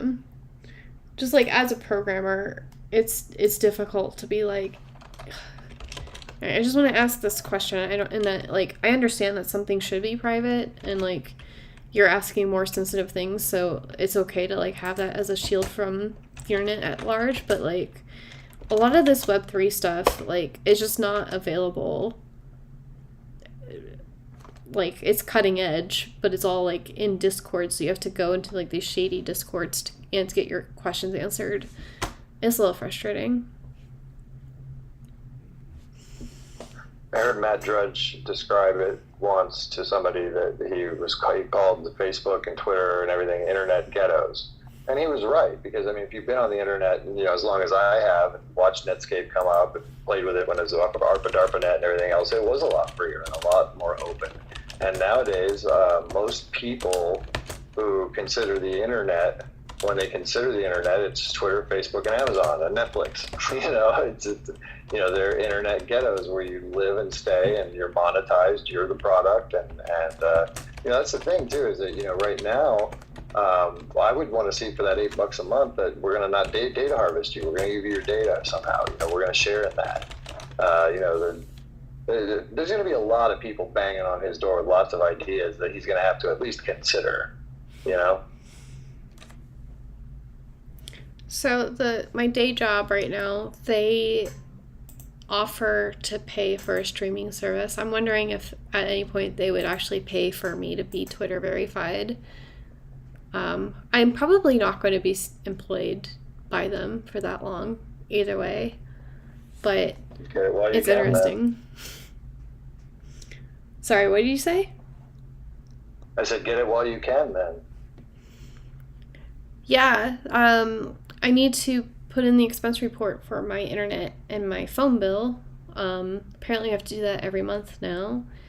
And they will pay me $50 for the gym and they won't ask questions, but I'm supposed to like keep my receipts. But like I still pretend I'm in the pandemic, so I'm not going to the gym. But like, do I just take the money and then hope they never ask me about the gym? Like I want to I just woke up one morning and I was like, I should get an under the desk not elliptical, I have an elliptical, but like a treadmill, because I think I would actually use that. Right now the elliptical machine, I kind of just rest my legs on it instead of like using it. Do you have a standing desk? I do, and it's a sit-stand elliptical, so I could technically take it out and use it to run, but I don't. But I do stand. I have been trying to stand more now that I'm like, I want to get a treadmill. I'm like, if you can actually just stand, that would be more like, prove to me, Amy. Prove to me that you can do it, and also I need to like clean my living room. But once those two things are done, I'm gonna buy a under the desk treadmill. And they're not going to repay me. They were like, we're going to spend $300. And I was like, great, I have $300. That's enough to get a treadmill. And they're like, to be physically responsible, we're not going to give you $300. And I was like, I mean, I'm a developer. Like, it's probably more physically responsible just to, give me the money you promised me. But, the usual. I'm not bitter. I might still get the treadmill because $300 is way cheaper than whatever health stuff is lingering because I'm very sedate. Well, hey, I'm going to have to cut it. I got to hang out with Stream Queen for a while, so I will see you guys around tomorrow, I'm sure. Have a good evening. You too. Have a great evening. It was great to talk to you. And yeah, I will see you later, Streamcatcher.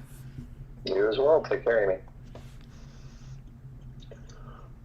I've got, I'm working with those backgrounds, and I've got 2 pieces done already, and they're so perfect.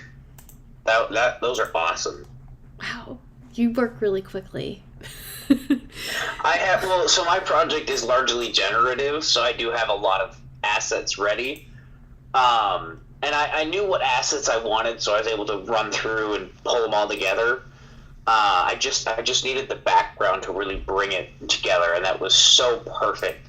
And my life basically runs on serendipity at this point. So until that runs out, I'm going to be writing that as hard as I can.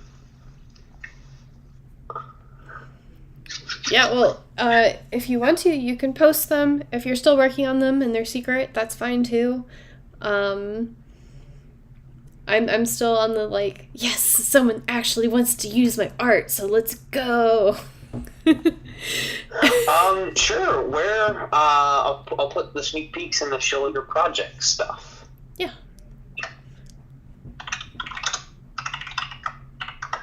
Let's see. There's one, and then here's the other. Okay. Are you putting in the nest, or am I gonna have to go look at my shield the project?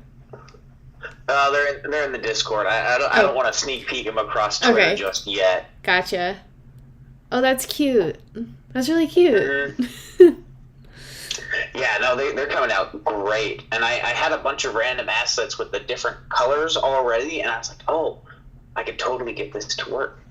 And I've been on an alchemy kick the last few days, or the last week, and I've also been like, I need to do another collection of one-of-ones. What can I do? I want to do 6 alchemists. That's really cool. I understand now what you're talking about, like the very top image with that book.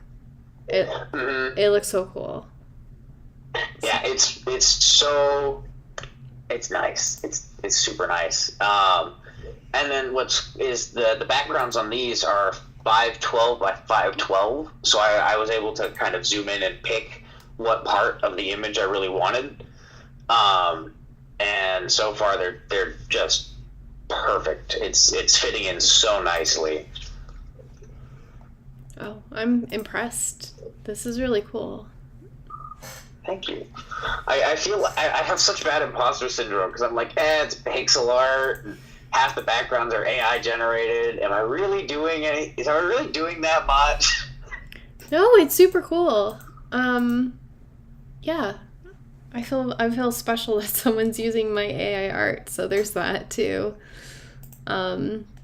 Just so you all know, I did Samurai Santa, and it came out pretty cool. Okay, I've got to check out a Samurai Santa. Yeah. We're cool with this. If I can have gay Santa, we're gonna have Samurai Santa. I saw gay Santa. That's funny.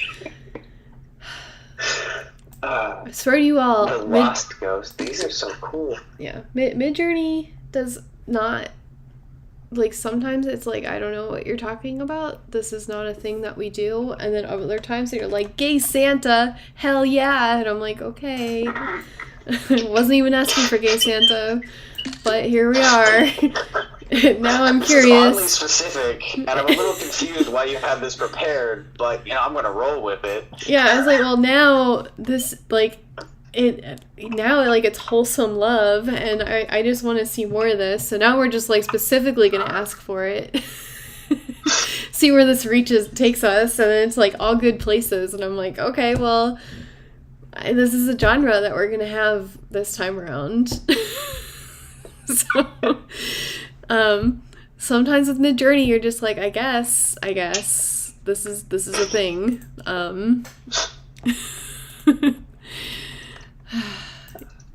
But we're definitely going to go down a little bit of a Samurai Santa, a little bit of a side quest over here.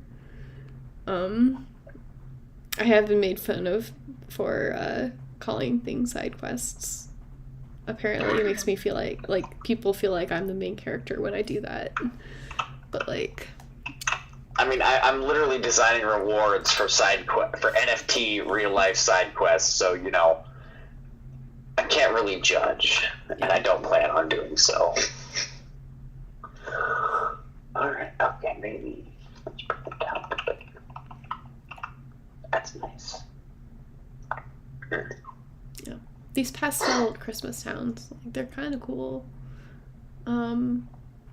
Just so you know, because this is a prompt I copied from someone else on Midjourney, and theirs are so much cooler. But you can tell that Midjourney didn't know what to do with it. Like, this is Midjourney's style. I don't know how to tell you that, but you can tell it's Midjourney style.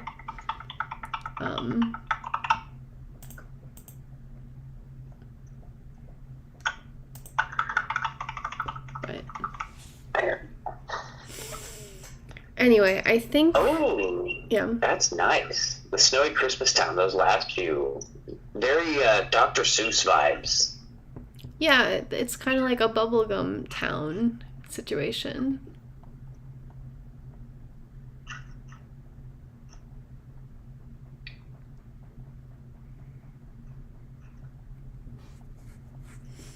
But at least I'll have landscape pictures, for which I should actually just make them landscape aspect ratio.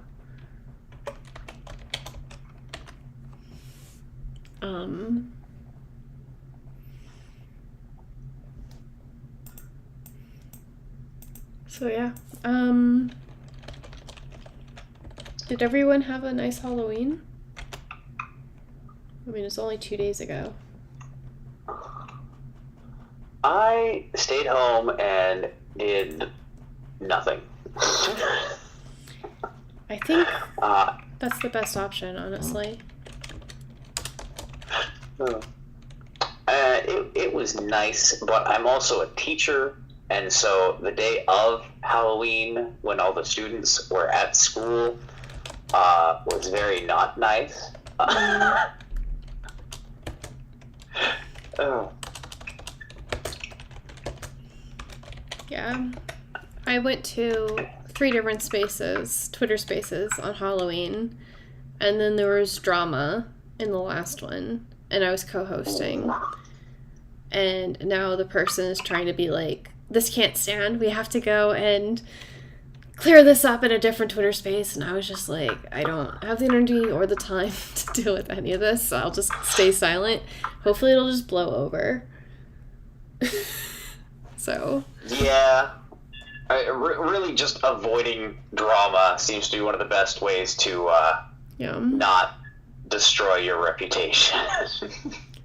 Yeah, it's one of those things where it's like, we all spend, or at least I spend, so much time in Twitter spaces, and of course I have opinions about people, but that doesn't mean that I get to be rude to them, or, you know, whatever issues I'm personally having, I don't get to take it out on people. Like, I just don't go to spaces of people that I just don't particularly like. And I don't have to be, like, on Twitter talking, well, you know, saying bad things about people, because it might just be, like, I'm an introvert, and I needed some time to, like, be away from this person. and now I'm back, and now we're fine. But, like, Twitter didn't need to know that. I don't know if that made sense, but as an introvert, I'm just like... No, it makes sense. Like, people are way too willing to air their grievances and dirty laundry on social media, and it's like, you know, why don't you just take a couple hours off, have a snack, take a nap, come back. We don't need to know about that.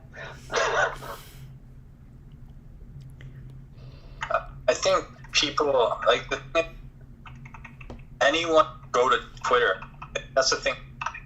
It might not be, like, obvious. Like, and, like, there could be some really sketchy people that you would probably wouldn't interact with in real life, right? You wouldn't know when they're on Twitter.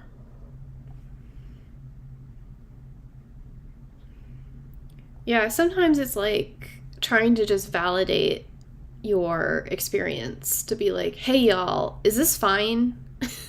Like, this thing that's happening right now, is this normal? And then usually when it gets to that point, people are like, no, run, stop, please.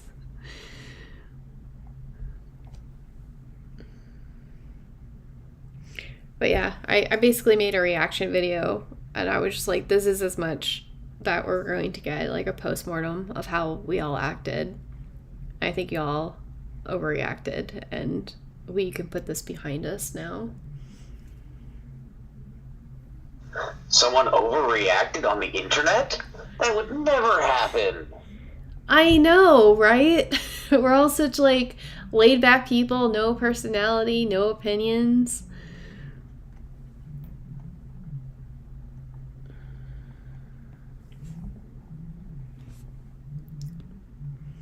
But yeah, it's been interesting, and I'm kind of glad that I'm not, like, the main focus. Like, yeah.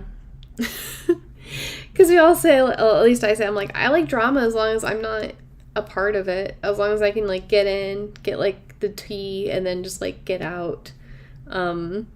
But yeah, no, we should all just get along, or at least pretend we do.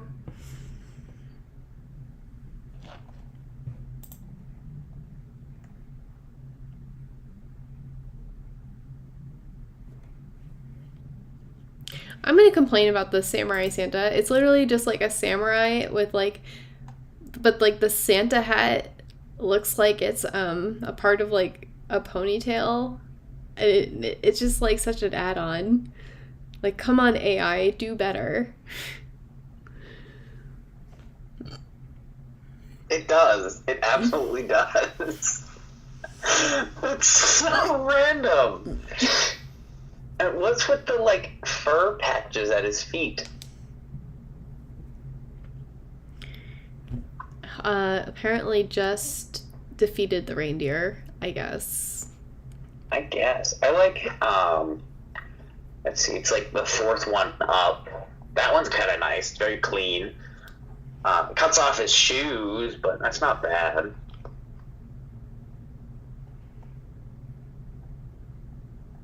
I like how it's like a weird mix of like American Santa, but also Japanese samurai, and it's jolly but serious. Ooh, I like that line art one. That one's neat.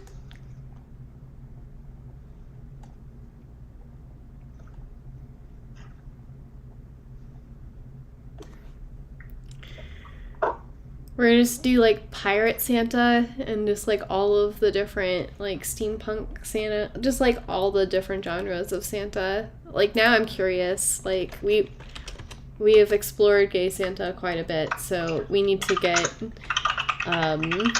cyberpunk.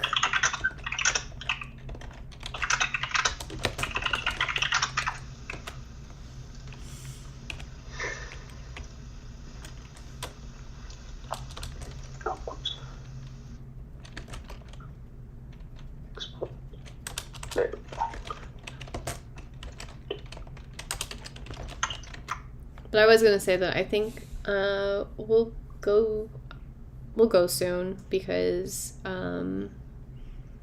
yeah, I should probably go hang out downstairs and be social. Yeah, like it's been really fun. I've made a lot of art. We definitely have things to use for when we create the gallery in January. Although all of this stuff is Christmas related, so we might want to like make it available next year around Christmas time. Just like boom, we have 500 pieces of gay Santa. Let's go. Or you could do like 250 in July, because there is that Christmas in July thing. Yeah. And then the rest in winter, so you spread it out a little bit more. Yeah. And everyone loves Christmas. Year-round Christmas is great. Yeah. You make good points.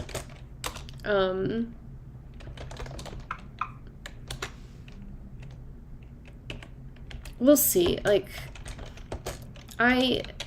normally people, the way that NFT projects work is like you build your community first, and then you drop like, the 300, and then it gets scooped up, and then you're done. Except I was like, what if I do metaverses and don't sell anything? And now I have these NFT. Then I have AI art, but now I have like thousands of them. So it's like, I like the drip method where it's like you have 4 on sale at any given time until they're all bought, and then you just keep going.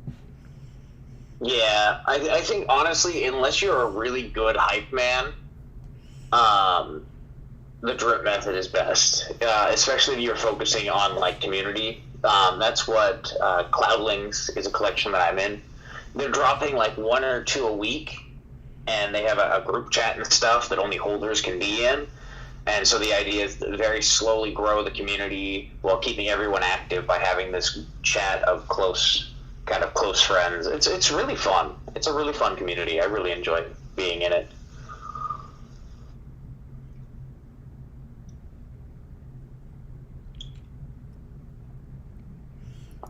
Yeah.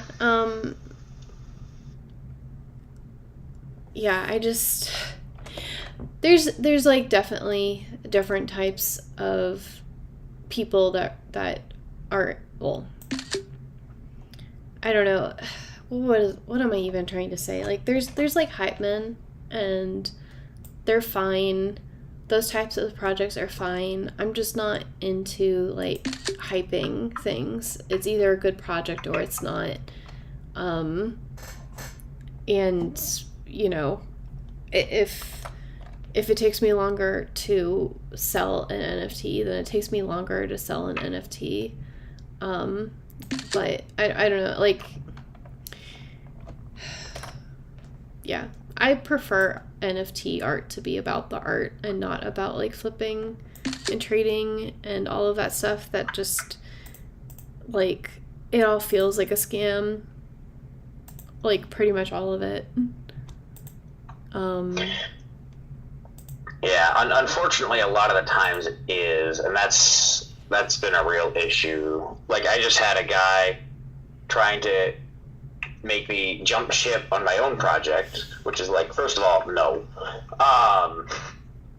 But to try to hype up his project, and his project is another random generative project that's promising absolutely everything there could possibly be, but then he wouldn't give me info on, like, you know, what's the contract look like? Who are the devs? Is the back end finished?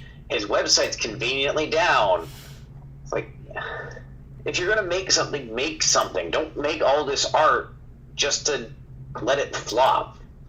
Yeah. If you don't have a dev, try to make it about the art. Build a community. You know, put in some legwork. Yeah. I mean, I get approached to situations where I'm assuming that people mean well and that, you know,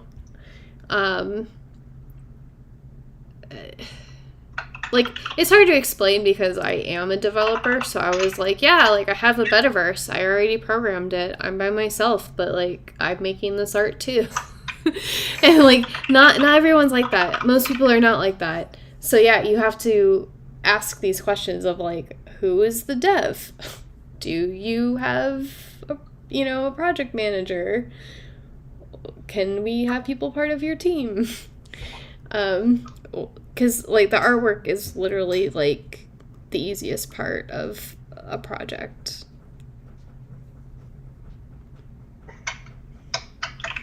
I would definitely have to agree. And I mean, I have no idea where I'd even look to try to find, like, a Web3 developer for a smart contract or something like that. I know they've got websites and companies and stuff that can do it, but I don't know. Feels a little weird to go to a company for a Web3 project. I went to web3.career a few times. Actually, I went on to it today, and I'm just like, this does not feel like the Web3 way. The Web3 way is in back channeling Discord and getting to know people, and then all of a sudden someone's like, I need a Solidity dev, and then someone's like, oh, Amy's taking a Solidity course, so we'll connect them. And then I just get a job. I don't have to interview. I think that's the dream. But, yeah, that's why Discord is bad, because people are like, how do I find a dev? And you're like, well, you have to go to Discord. And then they're like, which Discord? And they're like, well, good luck with that. Do your research. Yeah. Oh, yeah. I mean, I wasn't originally an artist for this project. I teamed up with the artist, and he's basically, like, ghosted. And I'm just happy that he gave me the assets before he ditched out. So I've taken over and I've become the artist, and I'm really enjoying doing it. But yeah, you need a team. It's so hard to do this stuff on your own, especially if you want to do any kind of bigger project. Yeah. And I mean, if the art's the easy part, I do not even want to touch trying to make my own smart contract. All right, well, talking about doing teams, I'm going to just take a moment near the end here where I'm just going to go through the thread of my pinned tweet, because I have a bunch of things I'm collaborating with people on, and that is how I'm expanding my team, by not hiring someone, mind you. It is through teamwork and collabing and just borrowing other people's resources, because I really do believe that,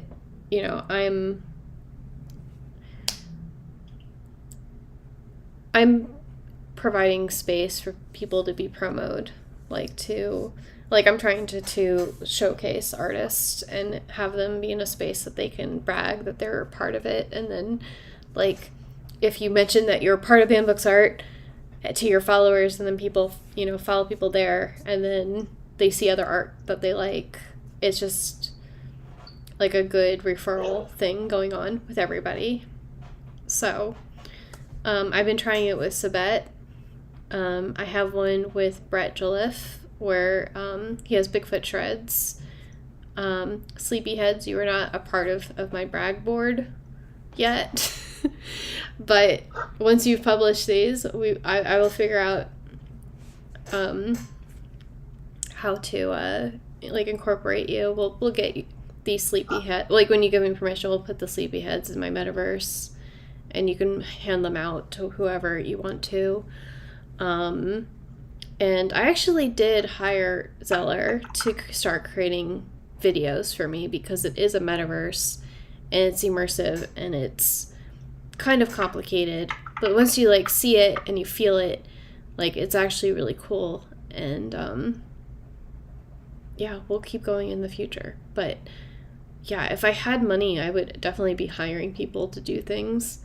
But I'd rather put in time than money for the most part. So yeah, solo founders for the win. Oh yeah, that if I had money, I've said that many times. If I had money, the things that I would do.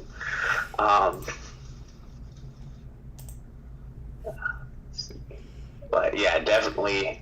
I mean, it's kind of nice though, getting the experience of doing everything myself.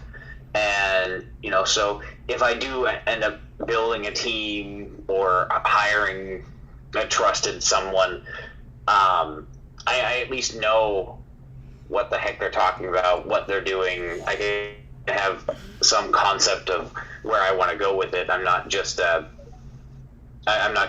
bumbling into it hoping that they, you know, follow through with what I'm asking them to do. Yeah, like you don't have to be like super proficient at every job, but you should like understand it to some level so that like just know what you're paying for.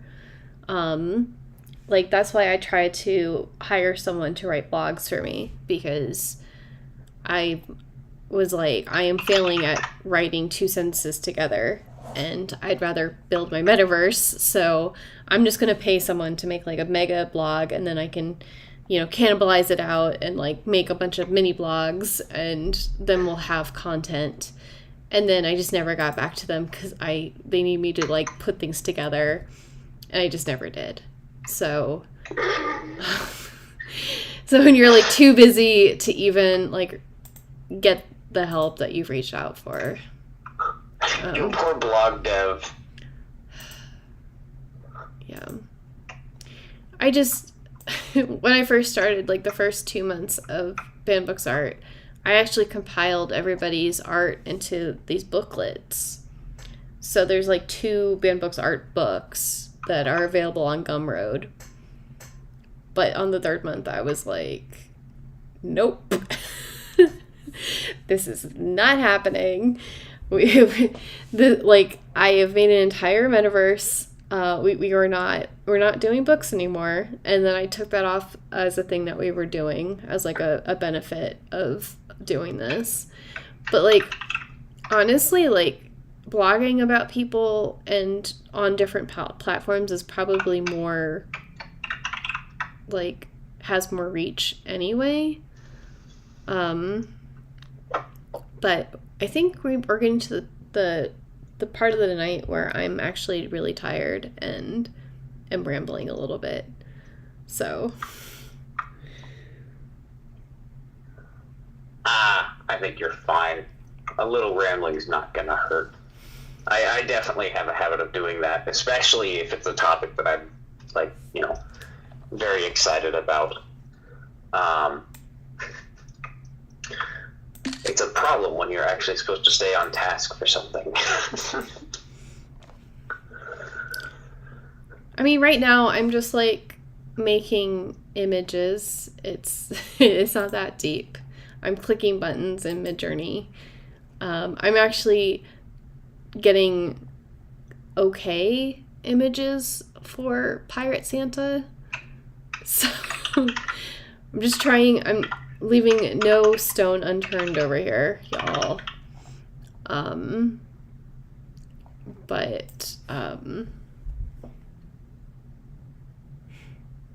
Yeah, there's certainly, like, I would love to have people on my team. I wish, like, I kind of wish that my first NFT project, or like my first Web3 project, was something that's not so like epic, because then it could have come to a natural conclusion. I could have been absorbed into like an actual team with like people. But it is what it is. So now have to like partner up with Titans and eventually at some point get funding or enough people paying me money through the tickets or NFT sales so that we can, you know, hire people to do things that with like space and time I just can't accomplish by myself.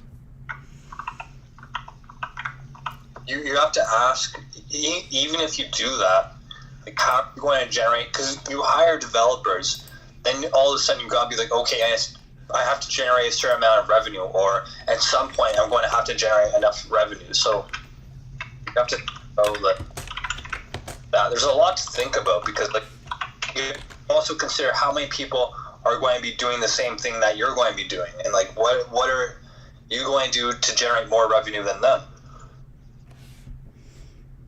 Exactly. It's like, how do we make this sustainable? And like, I've been able to, up to this point, keep my costs relatively low because like I'm paying myself like a percent of things. So like it's not like my work salary. Like, I can't live off of banned books art. I wish I could, but I can't at the moment. But, like... Oh, I was going to have a point. No. Yeah, it's just one of those things where, like, yeah, you have to be able to budget and do forecasting and... Oh, yeah, I was able to keep the costs low because I'm not doing advertising because if you don't, like, know your exact audience, it's like throwing money away. So I haven't been paying. I've just been paying with time, like spending time in spaces and, like, doing the sweat equity of... like growing a community organically, which will have long-term benefits as long as I can keep it up. But yeah, eventually, you know, if you spend money on advertising and it is helpful, then you can, you know, 10x, 20x your revenue, and then you can afford to have like developers and other people on your team, and that's very nice. That should be the goal, to just have like a non-evil corporation going on that you can be proud of, that you're a part of the team.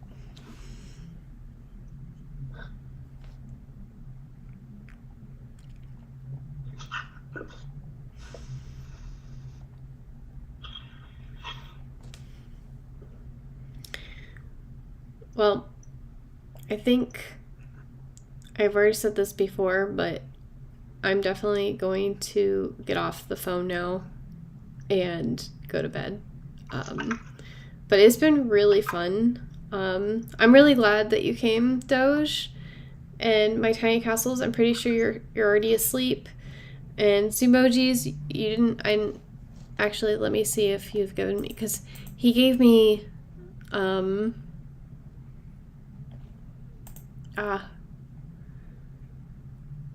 okay.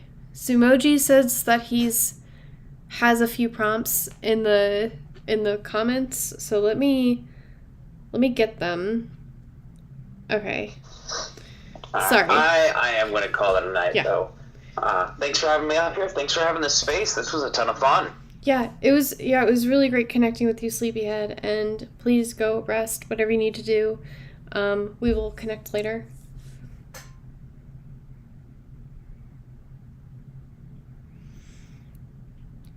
Okay, Zemojis. If you're still here. If not, I will talk to myself for a little bit while we work through your prompts, and then I'm going to bed. Sorry, I was still in the Doge chat because reasons.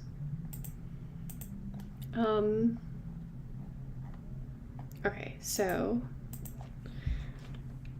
I'm gonna go to okay.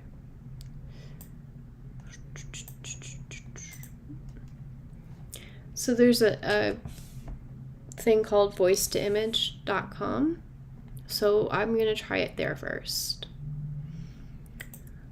A frightened falcon fractionally filing failed fruit farmer philosophical fan fiction. And then we will submit that. And then we will also type it out.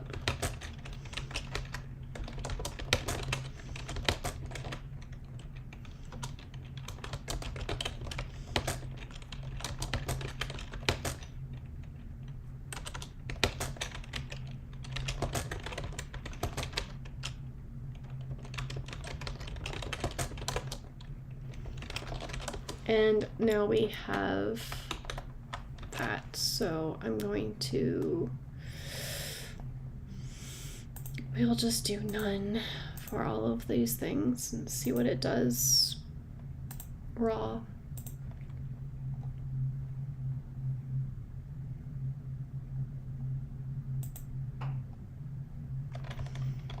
And I'm running it through Dolly because I still have a bunch of credits and I never actually want to use it, so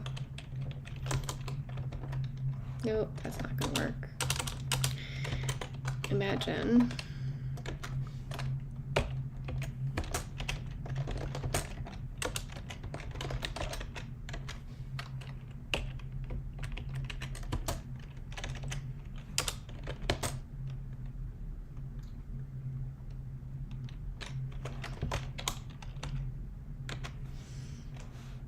Okay.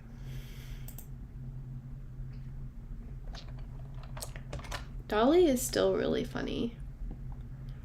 So we got this one.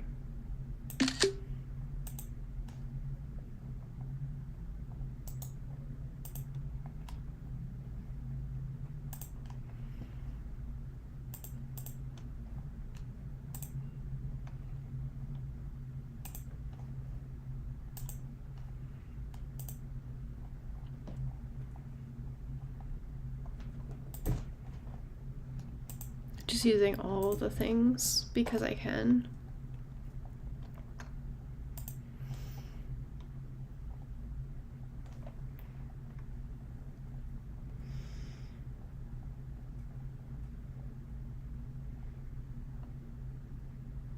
These are very interesting, the outputs, by the way, just so you know, just right off the bat.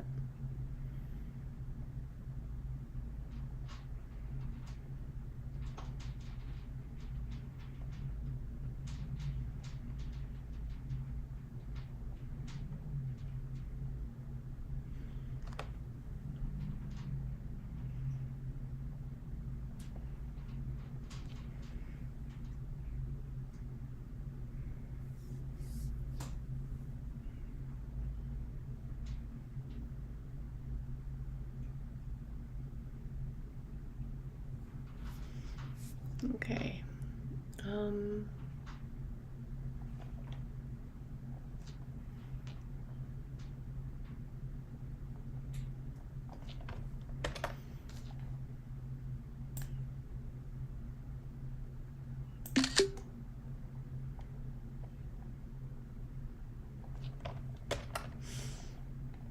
I am, in fact. I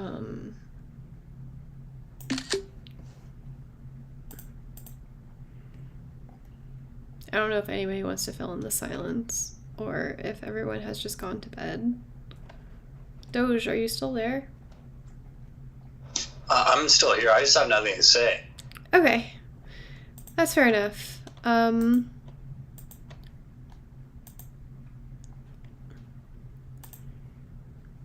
So I guess I could just go ahead and ask what has been everyone's favorite output for the night? And since you're the only person actually speaking right now. What was the question? What was the favorite AI? Yeah, what's your favorite thing in the nest right now?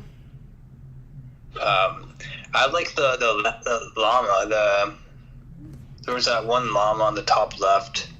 I thought that was kind of cool.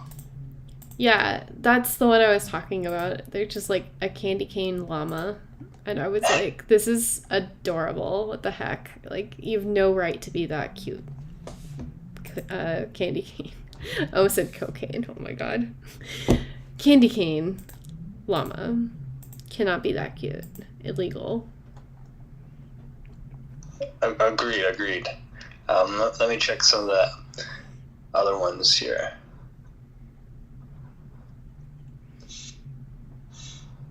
The potions are pretty good. Yeah. Here's another one from Zoomojis. I'm going to record this, so hold on a moment. The world is a snow dome resting on top of 4 elves on top of the back of Santa Claus. The world Santa is just Santa's all the way down. I think voice to image is really cool because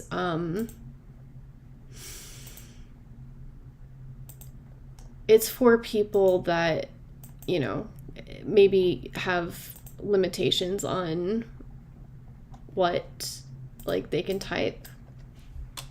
So it's more accessible to some people.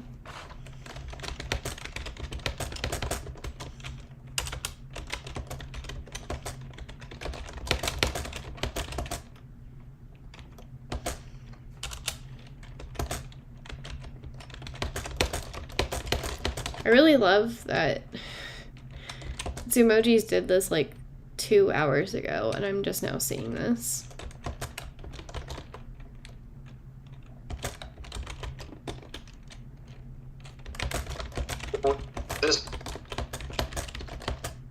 Sorry? Which one are you referring to? Oh, Zoomojis gave me prompts inside of the chat, and I just didn't notice until he said something in the DMs. So we're gonna do those, and then I'm going to bed.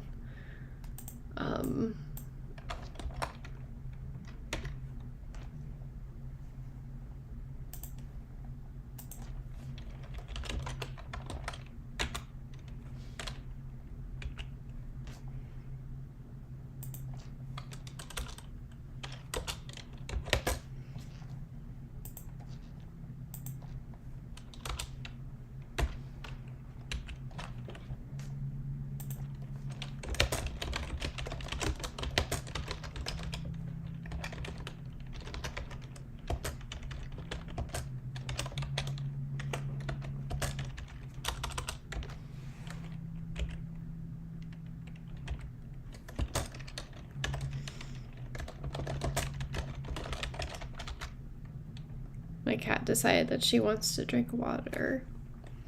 So we will respect her and not use my keyboard or mouse while she's doing that. She likes to use my coffee mug, even though she has plenty of water in the kitchen.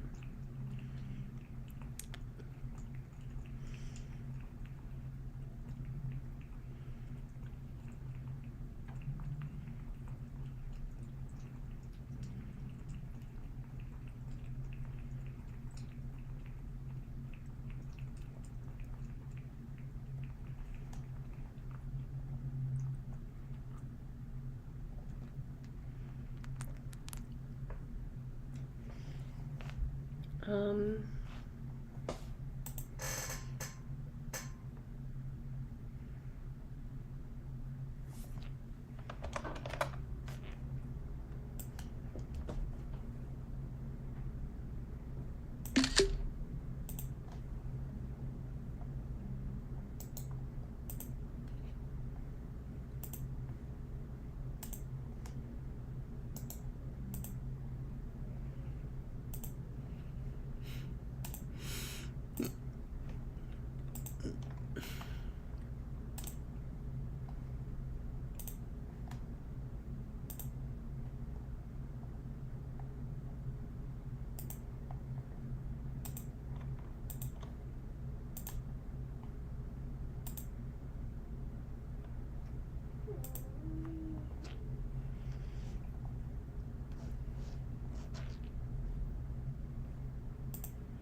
okay.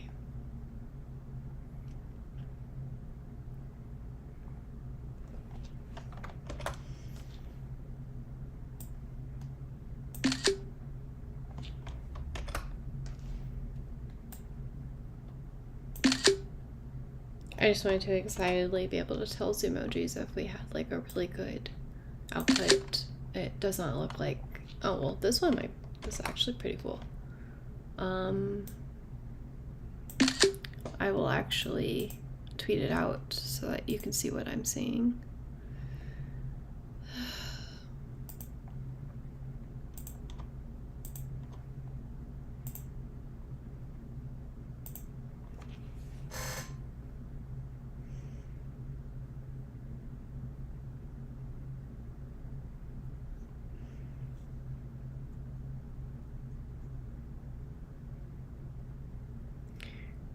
So Doge, the top,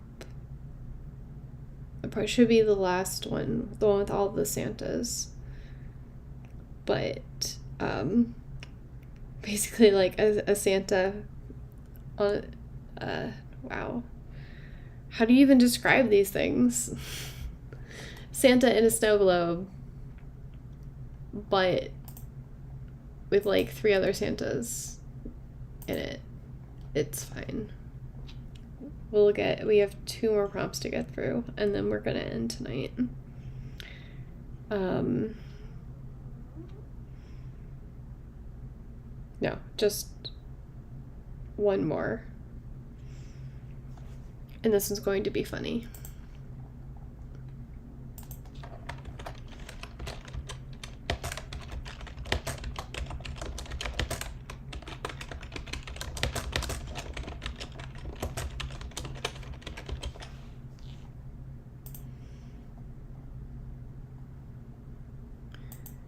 Tim Curry lovingly caressing an oversized pineapple.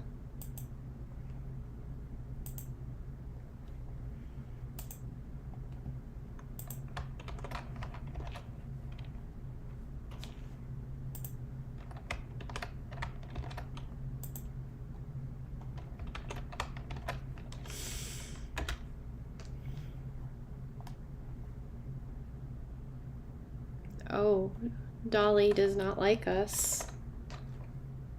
Huh.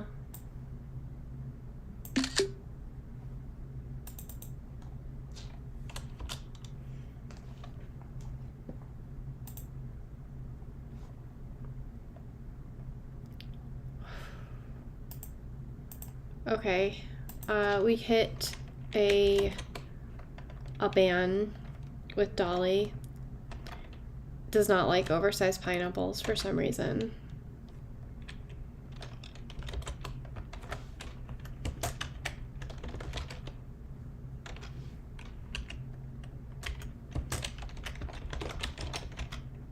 Which is sad. Hey, Stacy. Oh. Hey, what's up? Hey, Stacy. Yeah, what's up? I just didn't want to miss your space. I wanted to come in and give you some support and tell you hello. Well, I appreciate all the support that you give, and we were about to end because I just got super tired, but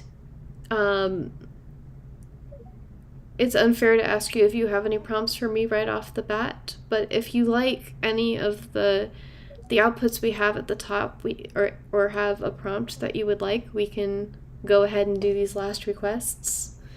How's your day been, by the way?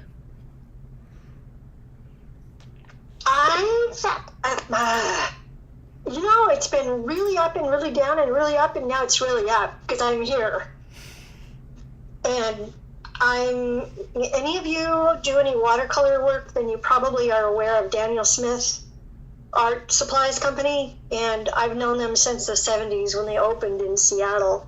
And I just discovered that they're now selling through other outlets, and it's available at the local Michael's craft store. I'm so excited. I would truly like to go from acrylic into their famous water-soluble oil paints someday. And that was my late afternoon discovery, that I went onto their website, which had, really shrunk during COVID, and it was all new and fresh. And wait a minute, it's telling me that there's Daniel Smith supplier in town? Who could that be? And there it is, michaels.com. Hilarious. So, hey, that's a good day. It's a good day. What is your new prompt for what is this that's up here that I'm looking at? So I'm using different AI art tools to create winter and Christmas themed AI art to, one, put in my gallery, and two, make into an NFT collection, because this month the results from this AI art jam, 50% of it will be going to NAMI, which is for mental health. So, sure. Yeah. So, I've been playing with I've been playing with Night Cafe. I've used a lot of the other types, and I just didn't get anywhere, and I needed to stick with something that was, really inexpensive. So I've been playing with Night Cafe and had outrageous success. And I love what's been created over there, but is it actually considered kosher that I can make a series of them and do something with them, turn them into NFTs? And because I'm telling you, they're gorgeous. I just didn't know you could do that. Yes. The only AI that I had used before was very different. It was Playform, and Playform is not like Night Cafe whatsoever. It takes your lines that you draw and it fills it out.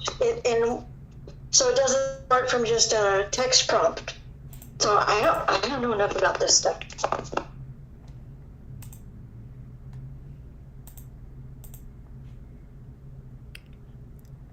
As long as you tell people that it is AI art. What you do, though. Yeah. I mean, I look at your stuff and think, gosh,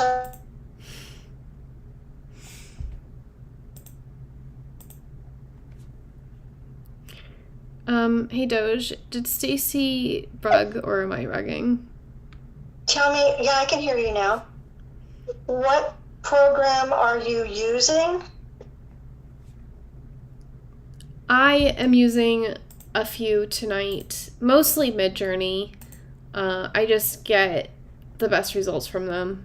I'm sorry, I'm biased, but yeah, I'm using Dolly a little bit. I'm using text to image, and I've used voice to image.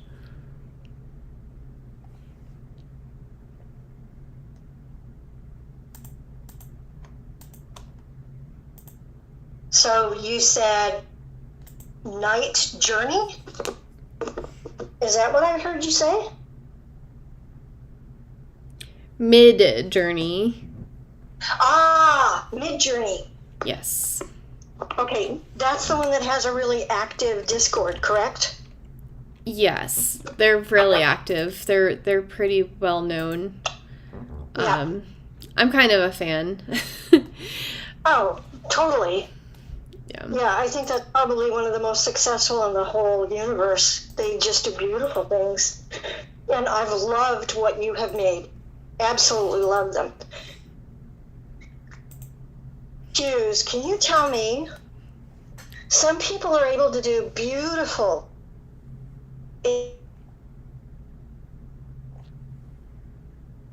Turn on the close gun. Captioning.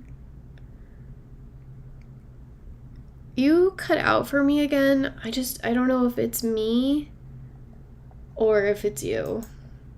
Is that done with Midjourney or is that all done by hand?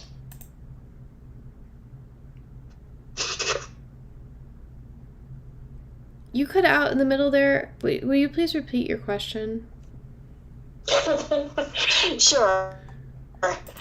So there's I see this from many different artists.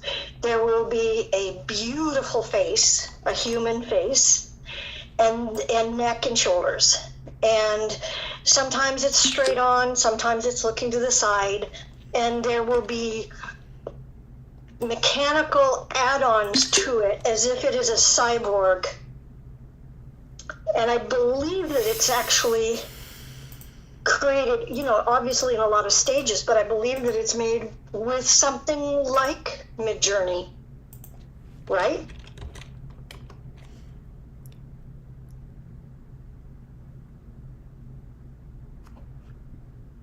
Yes. I think my phone is rugging a little bit, so let's go with beautiful goddess. Like, just trust me on this one. Serene face, cyborg, cyber punk, intimate portrait, snow. Oh, this is so fun. And then I think I'm gonna press enter, and then we'll do test and then creative, and then I'm gonna just keep up arrowing and doing like different variations of this because I can.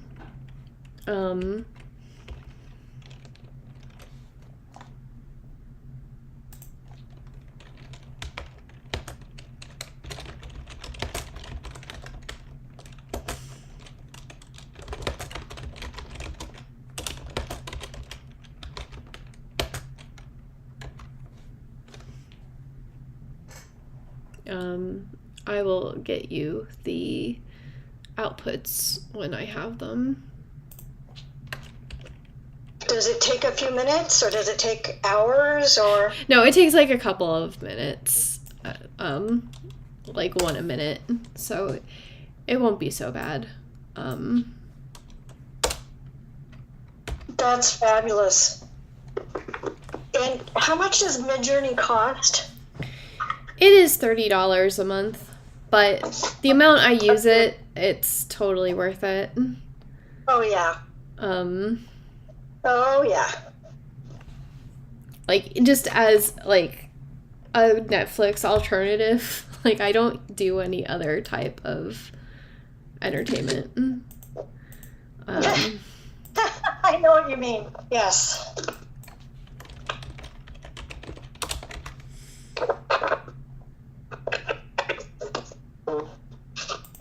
That is really cool. When I was using Playform, I think they're $40-something. Yeah, they're $40. And I hate to speak badly about them at all because I do love the product, but there were never any answers given in Discord.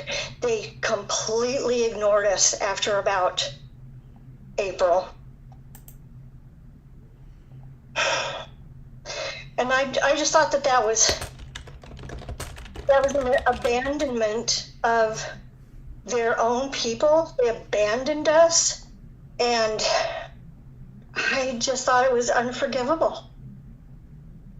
I mean, because they're making gobs of money, and yet they could not take 2 minutes to come answer questions, be encouraging, even be nice. Nothing. It was just dead. And I thought, you know what? I don't care how wonderful this software might be. I'm not staying, because it's all about the people. And if the people are not there for their own people, they're certainly not going to be there for me. So I left. Yeah, customer service goes a long way, honestly, either way. Like, some things are not, like, it's not, like, the best product, but, they're responsive, so we're just going to stay. Right. So, Right. Yeah, let me screenshot some of these outputs that we have. Cool. These are just samples, me doing, like you get like the base thing and you're like, this is working, so let me add this word. And then, change the words, like try to figure out like what made it tick and then add more words and then being like, wow, no, that's worse. And, I was reading somewhere and it was showing us how if you used a period versus a comma, it was different. Yes. Oh, yeah, they do good. stuff like that. It's like you can use parentheses, and I'm like, what are you talking about? Wow. The usual. Also, I think my cat is trying to tell me it's time to go to bed. Oh, Is it my time for cat's treats? It's driving me crazy. I discovered the backside of my monitor today. Yeah. Sorry. And so he was watching me all afternoon. Sorry if you can hear my keyboard. My cat turned into a DJ. She will. I can hear it. She's trying to, delete my entire computer right now. Oh my goodness. So. Gotta love kitties. Gotta love kitties. Yeah, don't mind the slight delay. She really just wanted a drink of water so that she can beg for treats harder in a few minutes. Uh-huh. She's not the one that bites my feet at night when all of the lights go out. All my lights are on timers because of hydroponics. So they know when the lights go out that it's time for their wet treats. And my other cat loves wet treats. What are you growing with your hydroponics? So, nothing right now because I'm doing banned books art and it all got away from me. So right now I just have a bunch of empty like plants holders. But I was doing what do you mean 1 GIF or up to 4 photos? What is this doing? Sorry. I was lunch sustainable, so I was doing like lettuce and kale and pak choi, and I had a lavender plant and a bunch of different herbs and cucumbers, and I tried eggplants and stuff like that, a bunch of tomatoes and peas. Like I had a whole like thing going on over in my house. I would love the peas. That would be wonderful.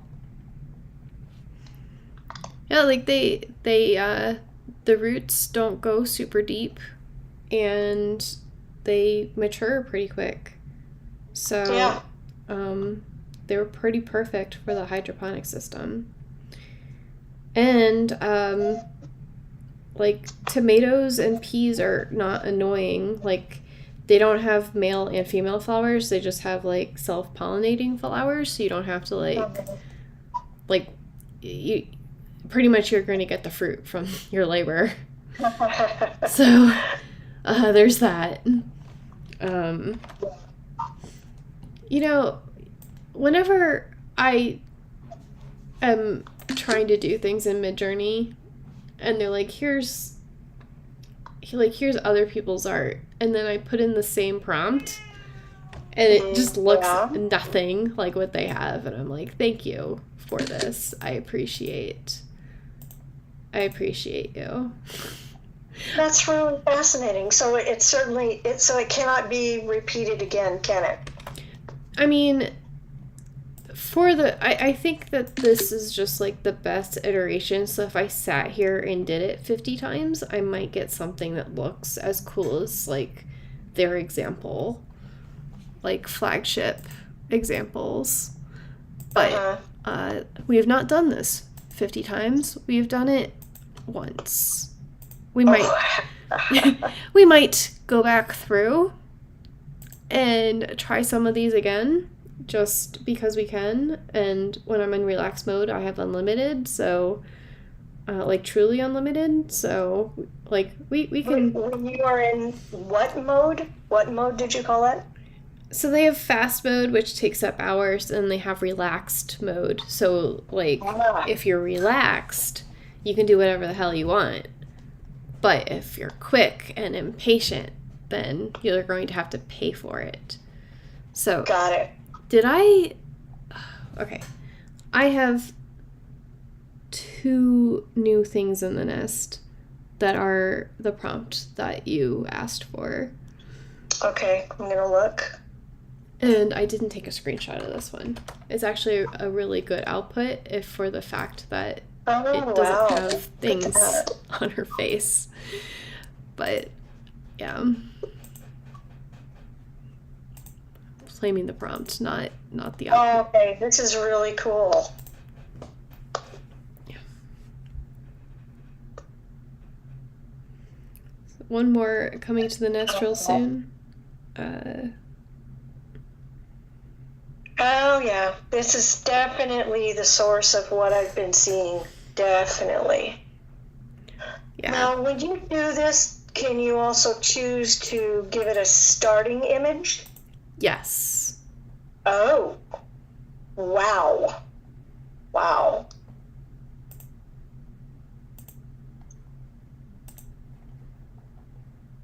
Of the first group that is more highly colored, I like the top right, which is maybe the second one. Has a lot more orange in it than the others. Yeah. So it's hard when they're all the same looking. Yeah. But yeah, the more colorful one, the top right. Yeah. She looks serious, and it's to the side, so like even if her eye is messed up, you won't be able to tell. Right. That is absolutely right. And then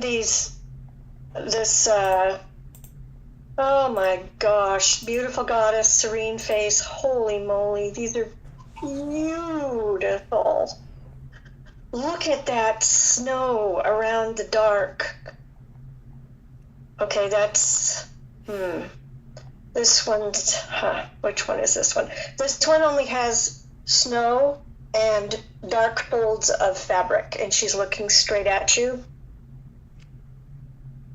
That is beautiful. I have some cousins that kind of look like this because their dad is my first cousin, so he's, Irish Germanic stock, but his wife was from Hawaii, and she's pure Okinawan Japanese descent, so their children are just gorgeous. And his 2 sons, they're so handsome. We used to tease them about it when they were kids. It was so funny. And they're married now and have, their kids are 20 years old or something. But the face, this chin on this girl, the chin, and yeah, because she actually has a chin. This is just beautiful. Got to keep that one. I am not afraid to keep all of these. These are all keepers in my book. Yeah, thank you for this prompt. This is very enjoyable when we can do this. I'm going to send you one more because it actually is a woman with a piece of cyborg technology across her face. So, here, we'll pin this one to the top too.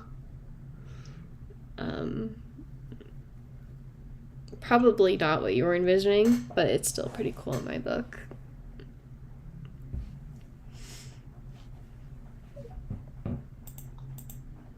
I'll show you what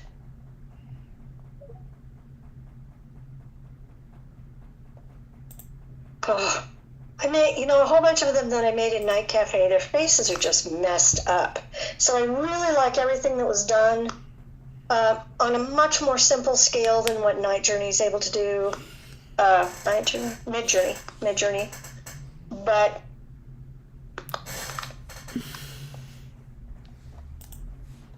let me go back up to where she is, but I'll show you the best things that I was able to do. It's the very best thing I was able to do.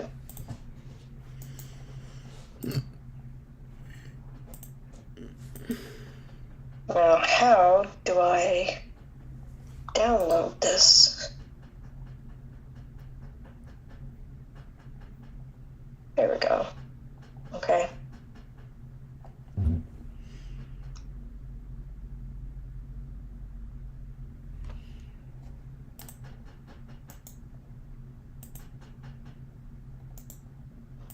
I think Stacy rugged. No! I want to see her Night Cafe stuff. Hopefully she'll be back. She breathed life into this room. Mostly because I was going to go to bed, but now we have like beautiful goddesses in the snow. One of my favorite topics on Midjourney. They do like the goddess theme very well. Yeah, those ones turn out pretty well. Yeah. They're like, we got a reference, we good. And I'm like, okay, well, it's just enjoyable to have, good output.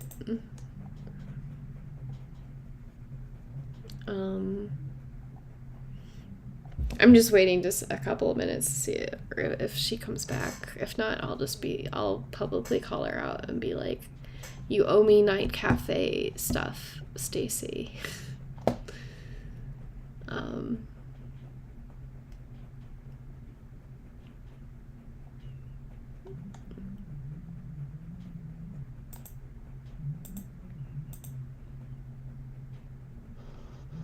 I just picked up a cool NFT.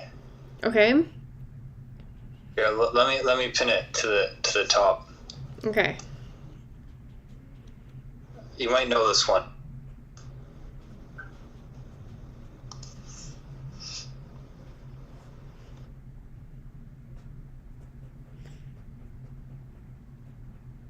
Oh, you got the first Genesis dog. Congratulations. Thank you so much, Doge. I appreciate that. Oh, thank you so much. Of course, like I saw that, I was like, how did someone not already get that one? Oh man, you know how hard it is to get good watercolor output from Midjourney?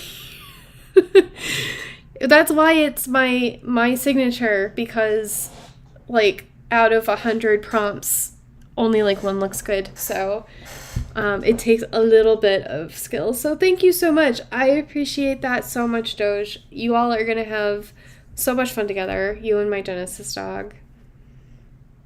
Of course, I had to get that one. Are you the one that's been doing those beautiful...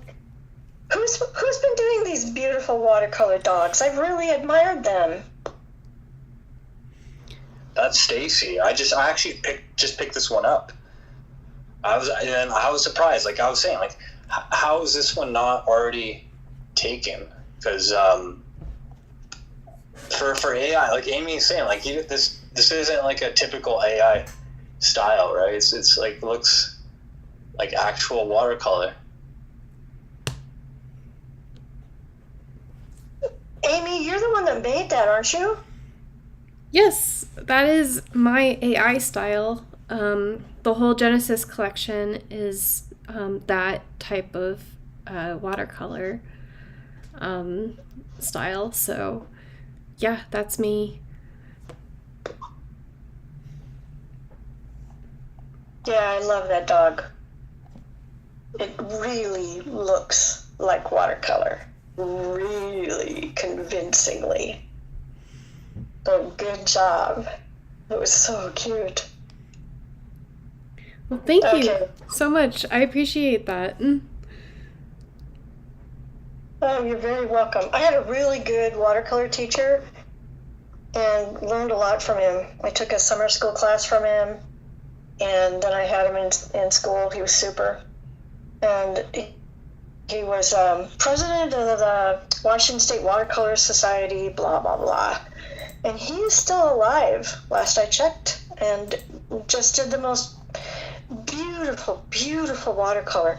But it was interesting. It was a good lesson for us because we watched him in our summer school class practice the same scene over and over and over.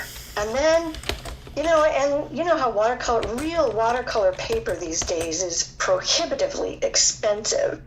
And he would give the ones to us that he didn't like anymore. He said, no, that's not as good. I got to do it better. And we learned that, look at him. He's this good. His discarded works are treasures, but they weren't good enough for him, and he's still practicing. It was a very good lesson for us. It was so pretty. I still remember those. We were given a lot of those. It was a scene of Duck Island that's in the middle of Green Lake. Green Lake is in the middle of Seattle, so everybody walks around it and everything. It's a scene of a lot of summertime activities and 4th of July fireworks and things. It's a very famous little lake and a beautiful scene there at, looking across the water to Duck Island, which is close enough you could swim to. And if you didn't have the shadows just right, if you didn't have the reflections on the water just right, yeah, that's it. Gave it to one of the kids. It's awesome. I really like this output that you got. I like the fact that her necklace actually matches the top of her dress. This is something that people would do. I really like her outfit and her hair. And the fact that you can tell it's in like a fantasy forest going on. And the sunlight that like hitting the back of her hair. Like that's really cool. The ones before her and after her never were as good as this one. It's just very interesting. I'll show you the one before her. But thank you for saying that, because I really couldn't tell, okay, why is this working and then this one is not? It's very difficult.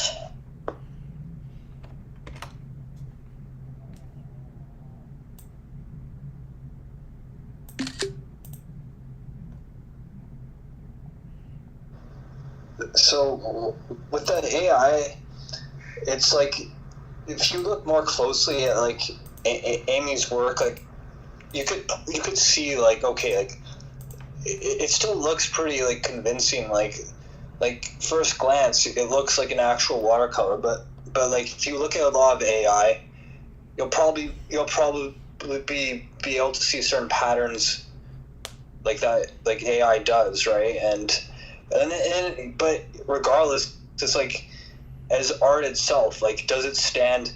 Even like using those AI, even if it has that AI look, does it like look good on its own? And like the one that you shared, Stacy, it's like there's a lot good to it, but I think like this is a common thing with the AI is like it doesn't do the eyes right, and then like the mouth is slightly off, the nose is, and it's like I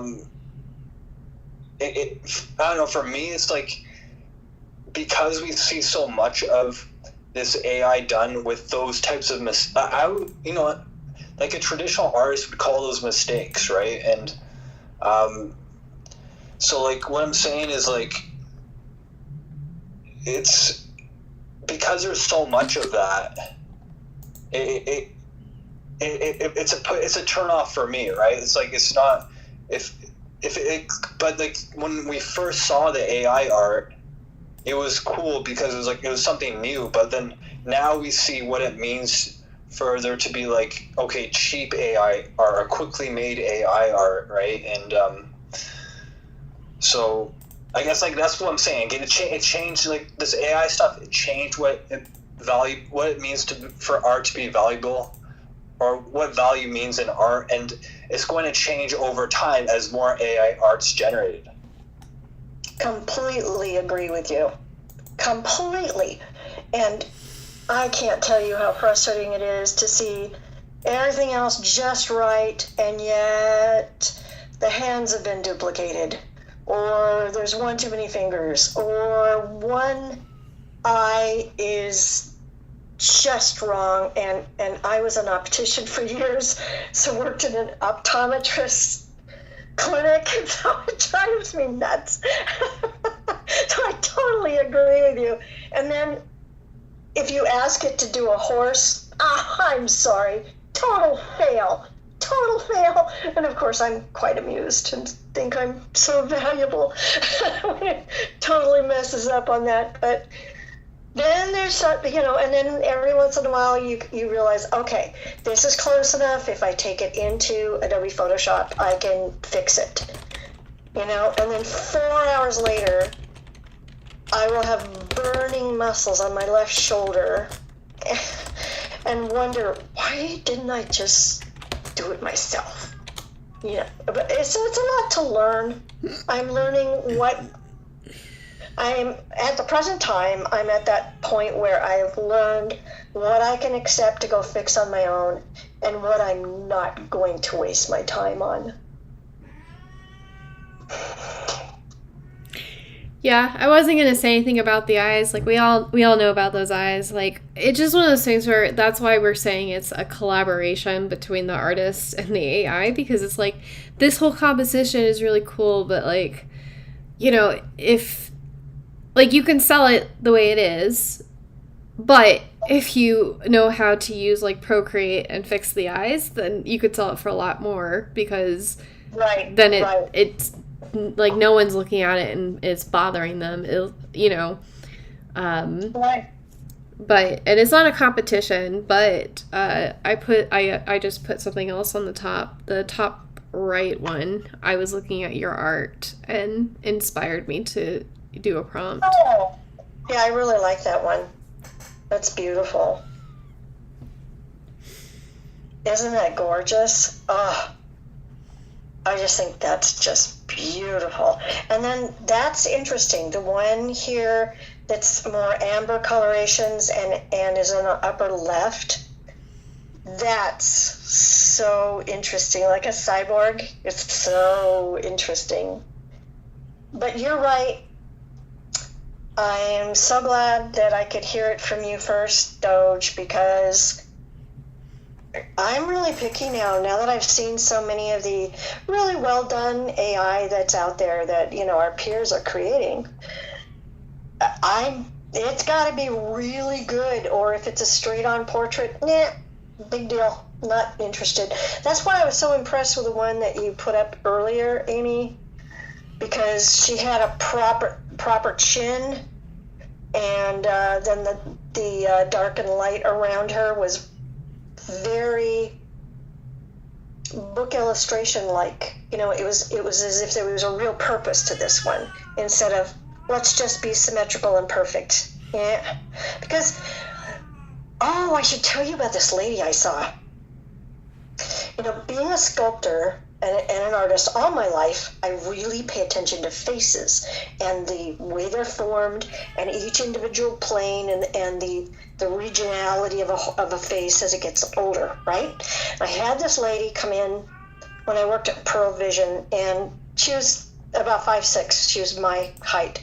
And she she had a crazy Modigliani kind of face, Picasso face, very unusual. And she came in from, she was a recent immigrant from the Ukraine, I want to say. And she came in with his daughter. Oh my gosh. The daughter was stunning. An absolute jerk to her mother and absolutely horrendous. Absolutely awful. Just, she was way too beautiful for her own good. About 5'8" or 9, and big kind of Slavic eyes, and just gorgeous child. But she was a child. But 16, she found a 35-year-old or whatever sugar daddy, and she was going through the court process to be emancipated by her mother. And her mother sat there and told me this whole story and was kind of, just breaking apart. This woman had the most amazing face, and it was not symmetrical from the left to the right, and that's common. I've seen that commonly from people who did not have really good nutrition before they were born and when they were young. And you'll see that from people that were in Seattle area from Russia, for instance, or China, or Indonesia. You can name a dozen countries. This woman's face had a nose that was kind of like Picasso's own nose that he would give to a lot of his artwork, but one eye was higher than the other. So immediately, of course, you look at her and you think, oh, Picasso, right? And then as she spoke to you and her face moved and she shared her expressions with her story about what to do with this daughter that was dangerously beautiful, her face was fascinating. Absolutely fascinating. And I'll never forget her face as long as I live, because yes, of course we value symmetry and that look. We value that, and there's a reason for that. But this face was a work of art, and she was like looking and watching a Picasso painting moving and emoting right in front of you. And I'll tell you, it was really interesting to fit her glasses because her pupil was not the same height from left to right. And you have to measure ocular center for the lenses. And so I just did. And I didn't know if I should equalize it or actually measure exact, because I'm not sure how the brain works in that. So I thought, well, all right, I'm just going to do ocular center, which is different, on each one of the lenses, and I'll talk to the doctor afterwards. So I did, and she said to me that, no, I did exactly what was right. So that was good, but I'll never forget her face. And I have thought about that face often, seeing all these perfectly symmetrical faces created by AI that are only rarely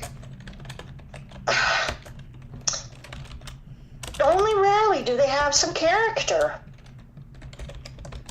I'm so glad I can talk to you about this. I'm so glad you mentioned these things, because I was wondering, is this really acceptable? Because I think that there's a higher mark that we can reach. I guess that's what I'm saying.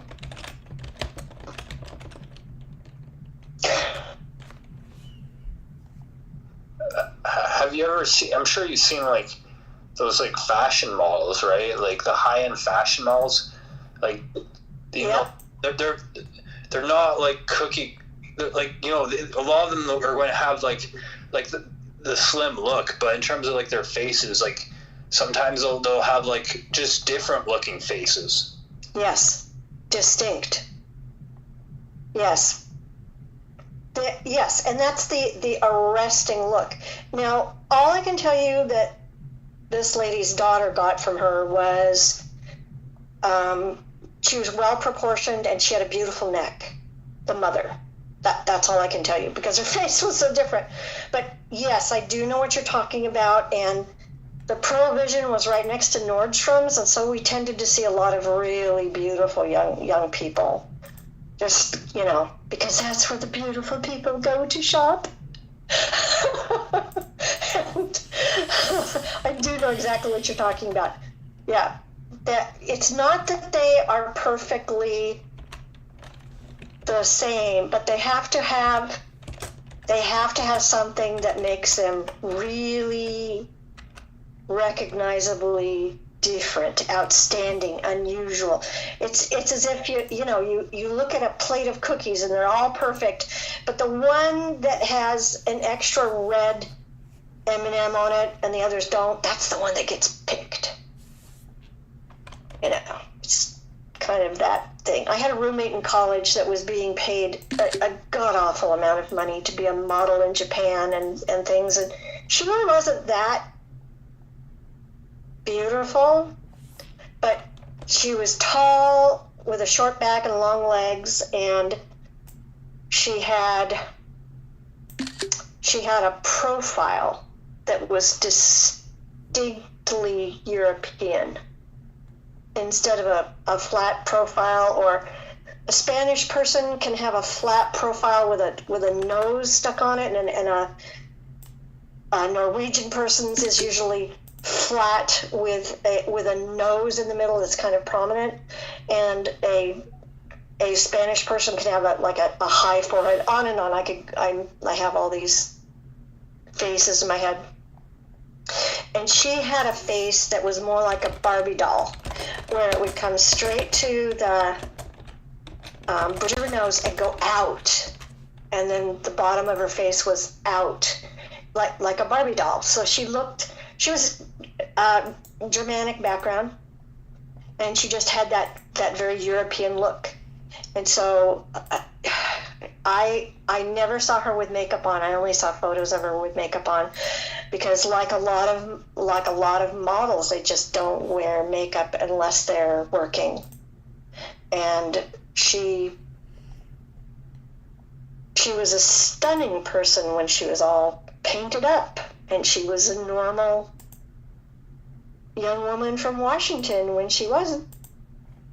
But she had been spotted by somebody at her school, and so I think she only lasted about 3/4 of the first year at Washington State, and then she was gone and went to Japan again. She's making a lot of money, and she was going to be able to pay for her college, and that's what she was working on. Oh, very fun. I love to study faces with a purple passion. I love to do that. Yeah, and it's especially good because you have the skills to actually fix this stuff. I have to just beat up the AI until it gives me a good output because I don't know how to fix eyes.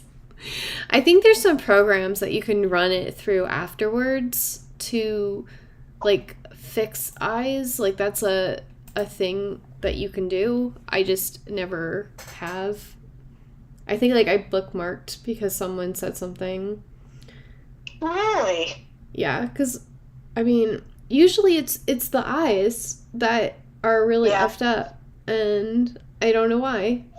Well, I do know why, because the AI doesn't actually know where the facial features are, and then it basically disperses it, so that's why you get blown out pupils and stuff. But if you have models that just fix eyes, it'll just fix the eyes because it has a bunch of eyes that it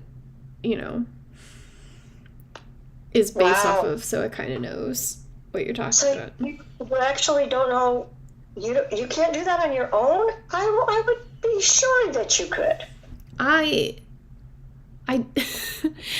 not an artist like that. I'm able to use Tinkercad to do 3D modeling, and I use AI art tools to create art, but I don't know how to use paintbrushes really. I use Canva to create my promo videos, and that's the closest thing I have to a paintbrush on my computer.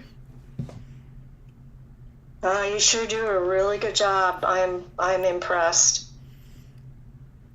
When they say fake it till you make it. Oh my gosh, there's so much truth in that. Years and years and years ago, I saw Bette Midler being interviewed by oh, you know, that guy that would interview people in the middle of the night. I can't recall his name right now. But she said that she was so shy that she had to do something in a school play or something, and she said that she had to pretend that she was someone else, pretend that she was not shy in order to get past it. It was that bad. That really impresses me. Oh, also, just so you know, the latest thing that I pinned to the top, the upper left-hand image is actually from voice-to-image.com.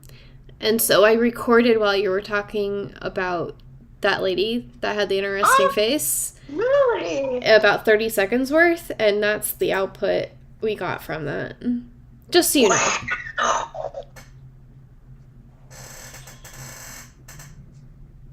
Oh, that's fascinating. And as you can see, her eye is also messed up. I see it. I see it. In her ears, yes, but that's fine. Yeah. I will have to paint that lady's face. And it's funny, I just remember that her daughter was, you know, one of those impossibly beautiful brat children that was, I mean, she was dangerously beautiful. But I don't remember much about her at all. She got up and stomped off because of something her mother said in Russian or Ukrainian. And then I dealt with her crying mother afterwards. And I just thought, my gosh, you know, this woman is just arresting. Her face was arresting. Whereas the child, she's just beautiful. So what? And as soon as she opened her mouth, you realize that she wasn't beautiful inside. So, yeah.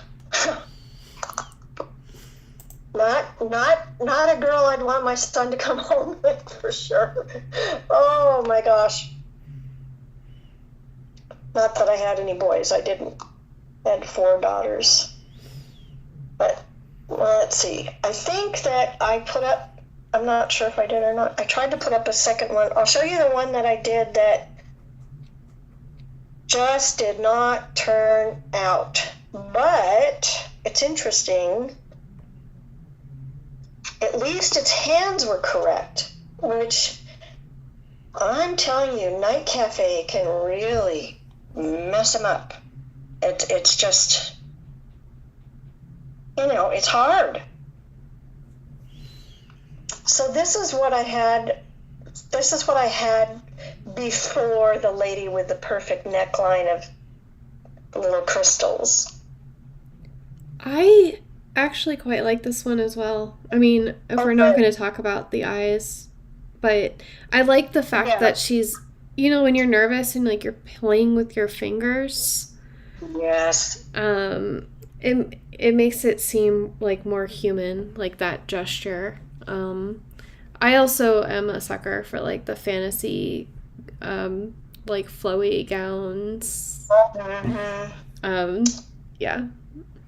That particular one, I said something about lace with a buckle or a belt, something like that.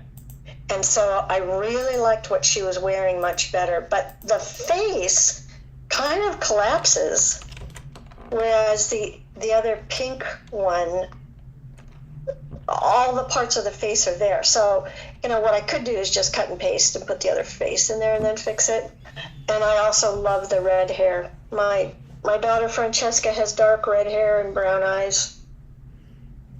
And she's absolutely too gorgeous for her own good. But she's a sweetheart. She's just a sweetheart. I miss my Franny.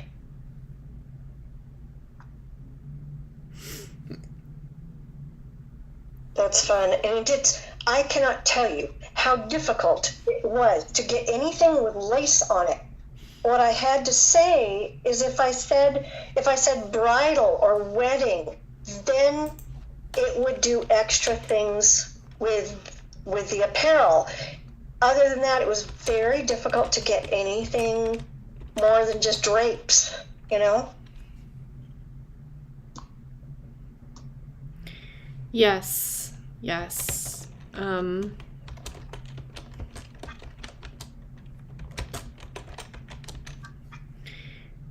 Yeah, well, you know, I just think, well, first of all, you're right. When you're like, I need to fix this, and, you know, I need to fix that, and then, at the end, you're like, why didn't I just do it myself? But at least it gave you the, like, it let you test out the idea before you did it, like, to see, like, what was in your mind's eye, and then you really could, like, instead of doctoring something that already exists, you could basically just use it as, like, your reference image for whatever you want to do. Exactly. Yeah, and for that, you know, it would save a great deal of time. Also, I had to tell it to do a forest, or it gave me just about nothing. But there's real limitations to that program. It's not like Midjourney. You know, Midjourney, I really feel from what I've been able to recognize as Midjourneys anyway, doesn't have as many limitations.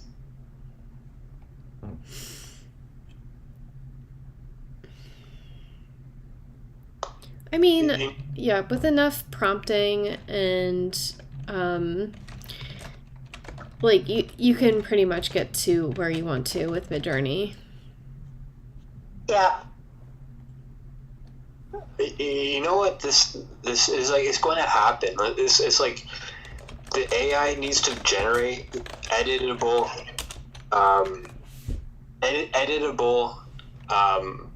files, like, because like made with like assets, like, because right now it just generates like the image. I get like what you're saying, like you explained it earlier, Amy, like how just like the way it works. You explained it well, but it'd be good if it could generate, like the AI could generate like some Photoshop or Adobe Illustrator or something like that, like where you could go and just like edit. If you could go and change the eye. There's an eye asset, you could edit it. You know, that's going to happen eventually. Oh, that's a good idea. Well, I actually don't know if it's going to happen, but like, because you know you don't know, but like, because I come from a music background. Sometimes I think like there should be a lot more music software out there, but there just isn't. Like people just, you know, people code other things, and for the AI, all it does, it generates an image, but it'd be a lot more useful if it generated like all the assets. And you could just, okay, if there's a mountain in the background, you could like actually edit it, like select it, edit it, remove it. But you know, I think there'll be stuff for that in the future. I actually, you know, I don't know. AI is going to be strange. Like I had a debate with someone else about, do you think there's going to be AI that will be able to detect if an image is AI generated or not? And this person was like, this guy's like an AI enthusiast, and I'm like, no, like that's not going to happen. AI can't. And then like I was like, do you know anything about the AI algorithms and how they work? And then he was like, no, but and then I was like, and then we got into a bit of argument after that. Anyways, but what my viewpoint is that 100% there will be, or 100% AI is capable of detecting whether art is AI generated or not, because you could look on Google. If you just look on Google, and we know like what does AI art look like, and then like it gives you like a list, like I how you describe AI art, right? Like, anyways, I've looked up this before, and like there's characteristics of AI art, and if you could list them out, it means you can generate you could create an AI algorithm to actually do those things.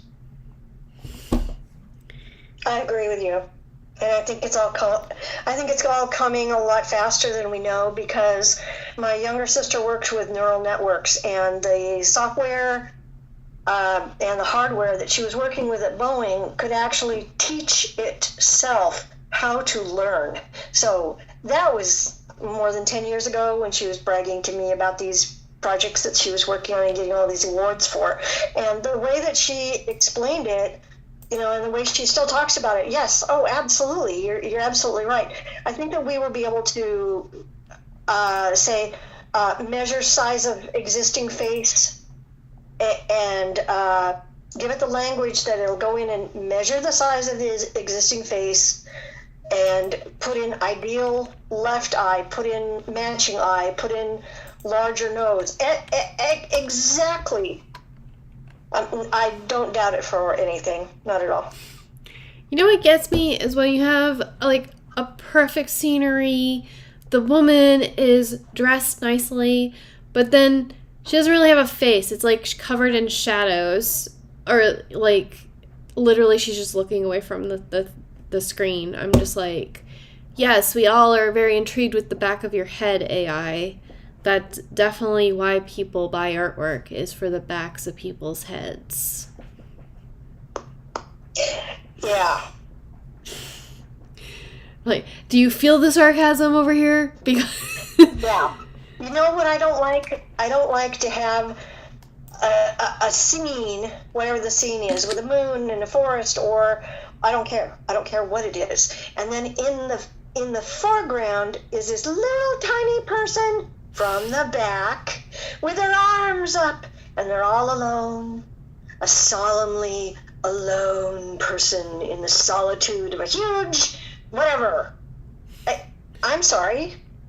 I'm pretty sure that's what the AI does that. That's what the And AI I does when it doesn't know that what the they're hell doing you're it talking with about. AI, and they're doing it over and over and over again. For instance, maybe they're saying, lonely person searching for meaning in the universe. I don't know, but I'm sorry. That's a low bar. I just keep going.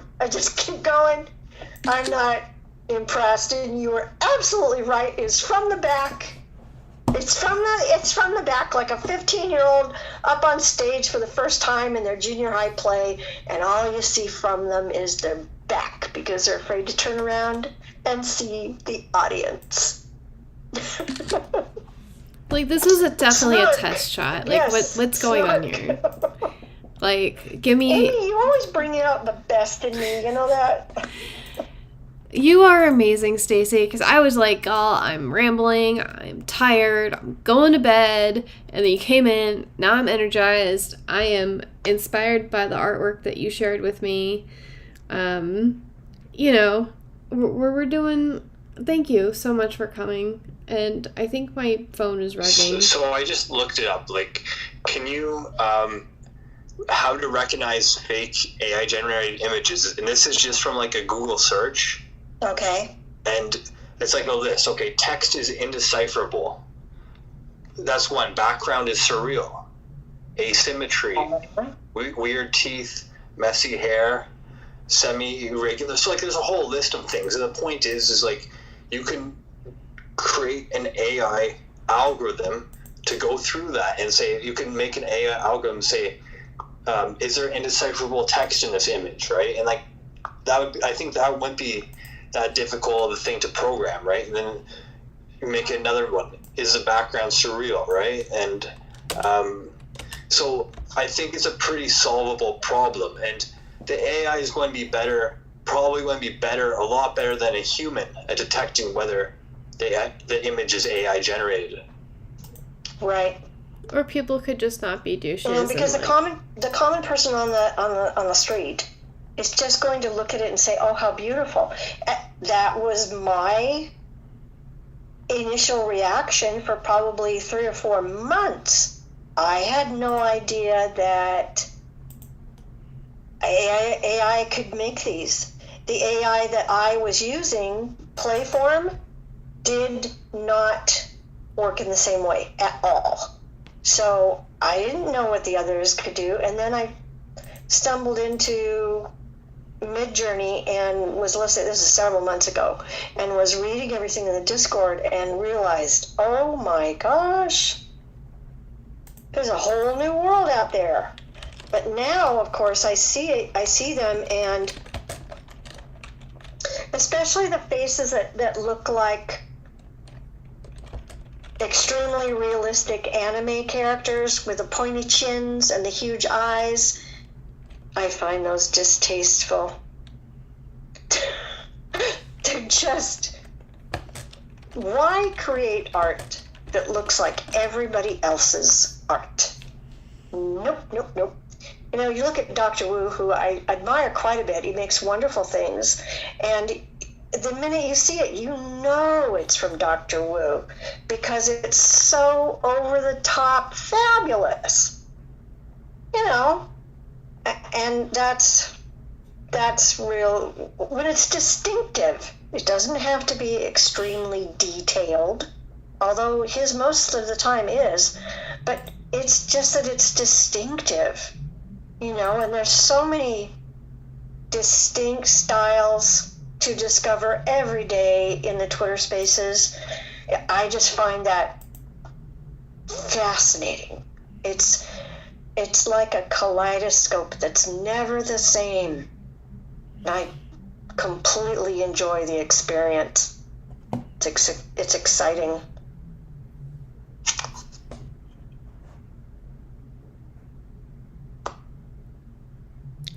Yeah, I mean, it's like the thrill of discovery. Like, who's doing what, and can you do something interesting with this tool that everybody has?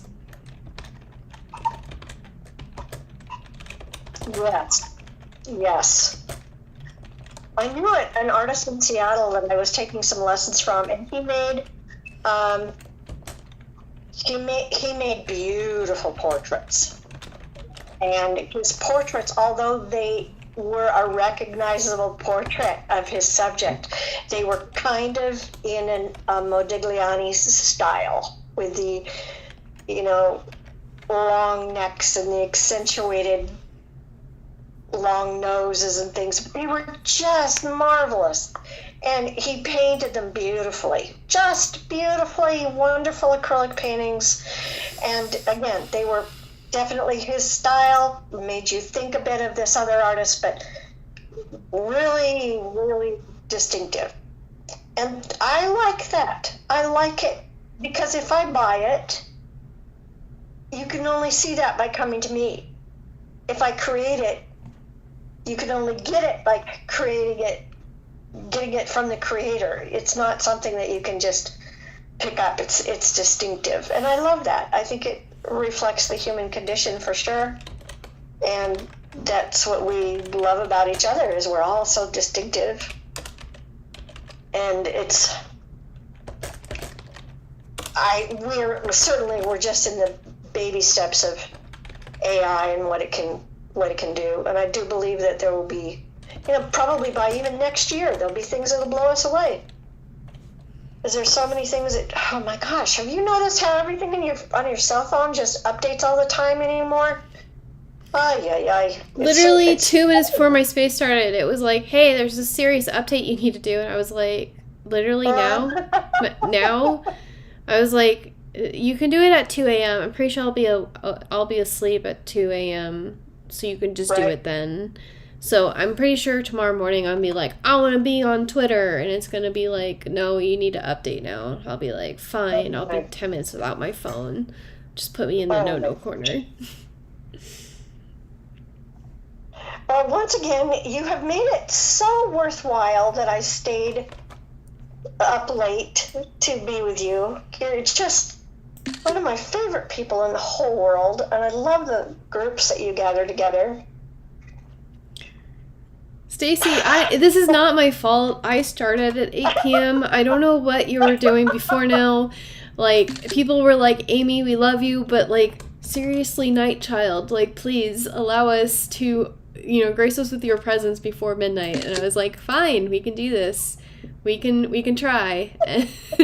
And then people still don't show up until 10 p.m. So, like, But now I don't feel as bad being like, wow, it's midnight and I can go to bed soon, right? Right? I have, yeah, I have like 4 more things I want to put up to the top because now, like now I'm just playing. Like you all are not giving me any more inputs, except I think I might go back and like. Ooh, this is pretty. Lavender fantasy lace gown. Okay, I think. Oh my gosh, the gown is gorgeous. The gown is gorgeous, yes. Isn't that fun? Wow.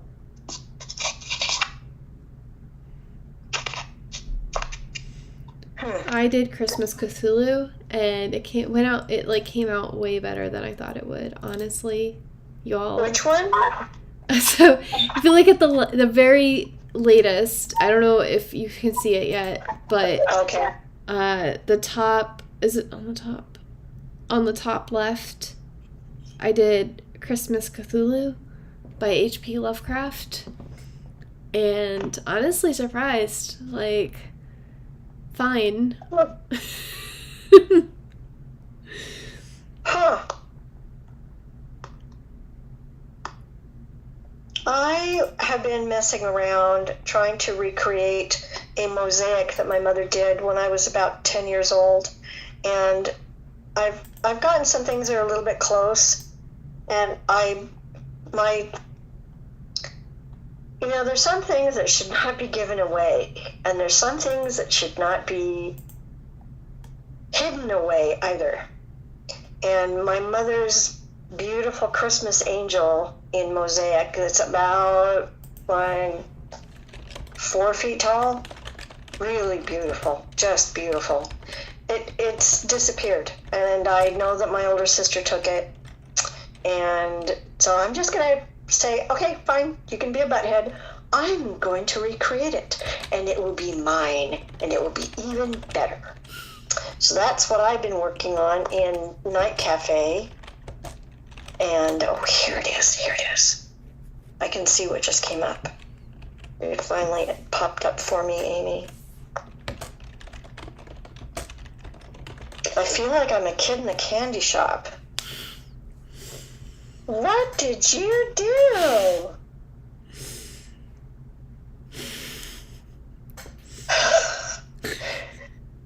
These are so cool. What do you call these? It's Cthulhu. It's a mythical octopus god. Don't ask. But H.P. Lovecraft is always like, I thought he was an author, but it's like an entire genre, I guess. Oh. Okay. Here's my idea. Do some really high-def images of these and turn them into 500-piece puzzles and sell them and make a fortune. Oh my gosh. These are cool. I'm not sure which one I like the best. I like the ones on the left the best. I'm not sure if I like the one on top the best or the bottom the best.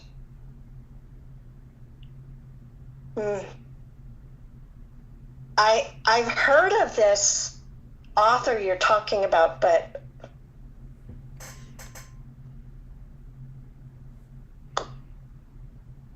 I don't recall any of his books. I don't know. Yeah, I mean, apparently, I haven't read him, but he, it's like a horror, there's a bunch of monsters that were described in it, so there's just, but, yeah, Christmas Cthulhu, I didn't think those 2 words together. Oh, I've run out of fast hours. We'll relax. Huh. I had 7 hours of relax. We've been going since 8. That is not 7 hours. No. But, weird. Okay, well, I don't have to worry about relaxing or going fast anymore. It might, yeah. Oh, no, Amy. Okay, what I would do on this, okay, this is what I've decided. On the upper left hand, what I would do is take the top skull, make it very small, and put it on the top of this Christmas tree on the top left. In front of the moon. Oh, good kitty! She's letting you know that she's never eaten her entire life. Oh, Literally dying. Wow. It's time for bed, she says. Yep. My other cat, the one that usually bites me, is sitting in her cat bed next to me, very content. She probably just doesn't know how to bite me, because she knows how to bite me. Let's not kid ourselves. No, she doesn't, because I'm not on the couch in bare feet, so she doesn't know how to bite my feet. So she's given up. Oh my gosh. Well, Relax. I have to keep we have 2 cats. One is on my side of the house. He's a black and white tuxedo kitty, Mr. Gibbs. And on the other side of the house is his brother, John Silver. He's a silver tabby. But my kitty is a scrawny little wimp of a kitty. And when big fat monster kitty comes over, it's a huge war. I have to close doors. I have to get out the spray bottle and get the cat out from underneath the bed and make sure that we get Silver out of here, because he beats up on his little brother like crazy, and he is easily 2/3 larger than he is. So we have the cat wars all the time. I don't know what to do, but oh well. That's what they do.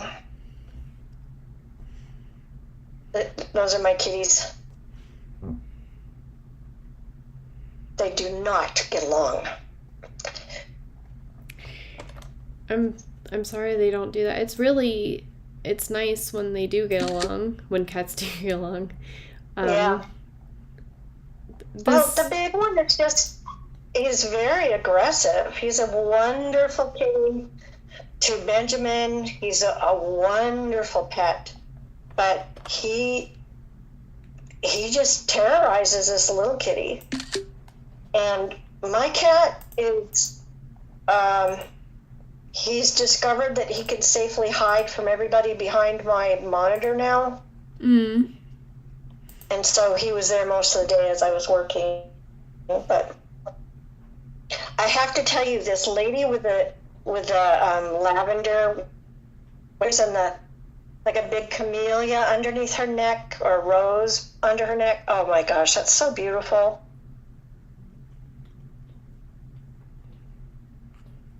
It's a really, really, really beautiful flowers. Oh, yeah. Okay, yeah. I was like, now which one are we talking about? I have done too much art, I guess. According to Midjourney, so much art. Yeah. Oh, okay. So now my other cat is like, your arm will do. You are now food. It's eat or be eaten, Mom. Well, you are wonderful to spend time with, and I'll do this again, but I'll let you go. Yeah. I'm going to listen to some great, wonderful stuff, and I don't know. I think I will. What do I usually do before I go to bed? I go over and I watch the earthquake reports. That's what I do. That sounds...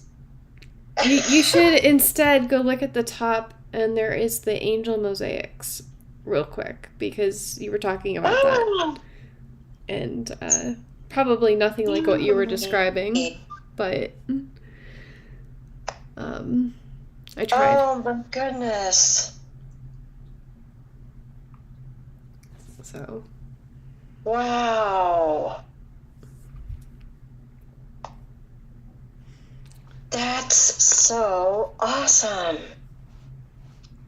Thank you. I appreciate you saying that. And this is why people invite you to be co-host, because you're just so effusive and able to describe things and pick out things in artwork. And I really appreciate you coming, Stacy. Like, it's been really great to hang out with you, and You're welcome. we keep. Your sounds a bit funny.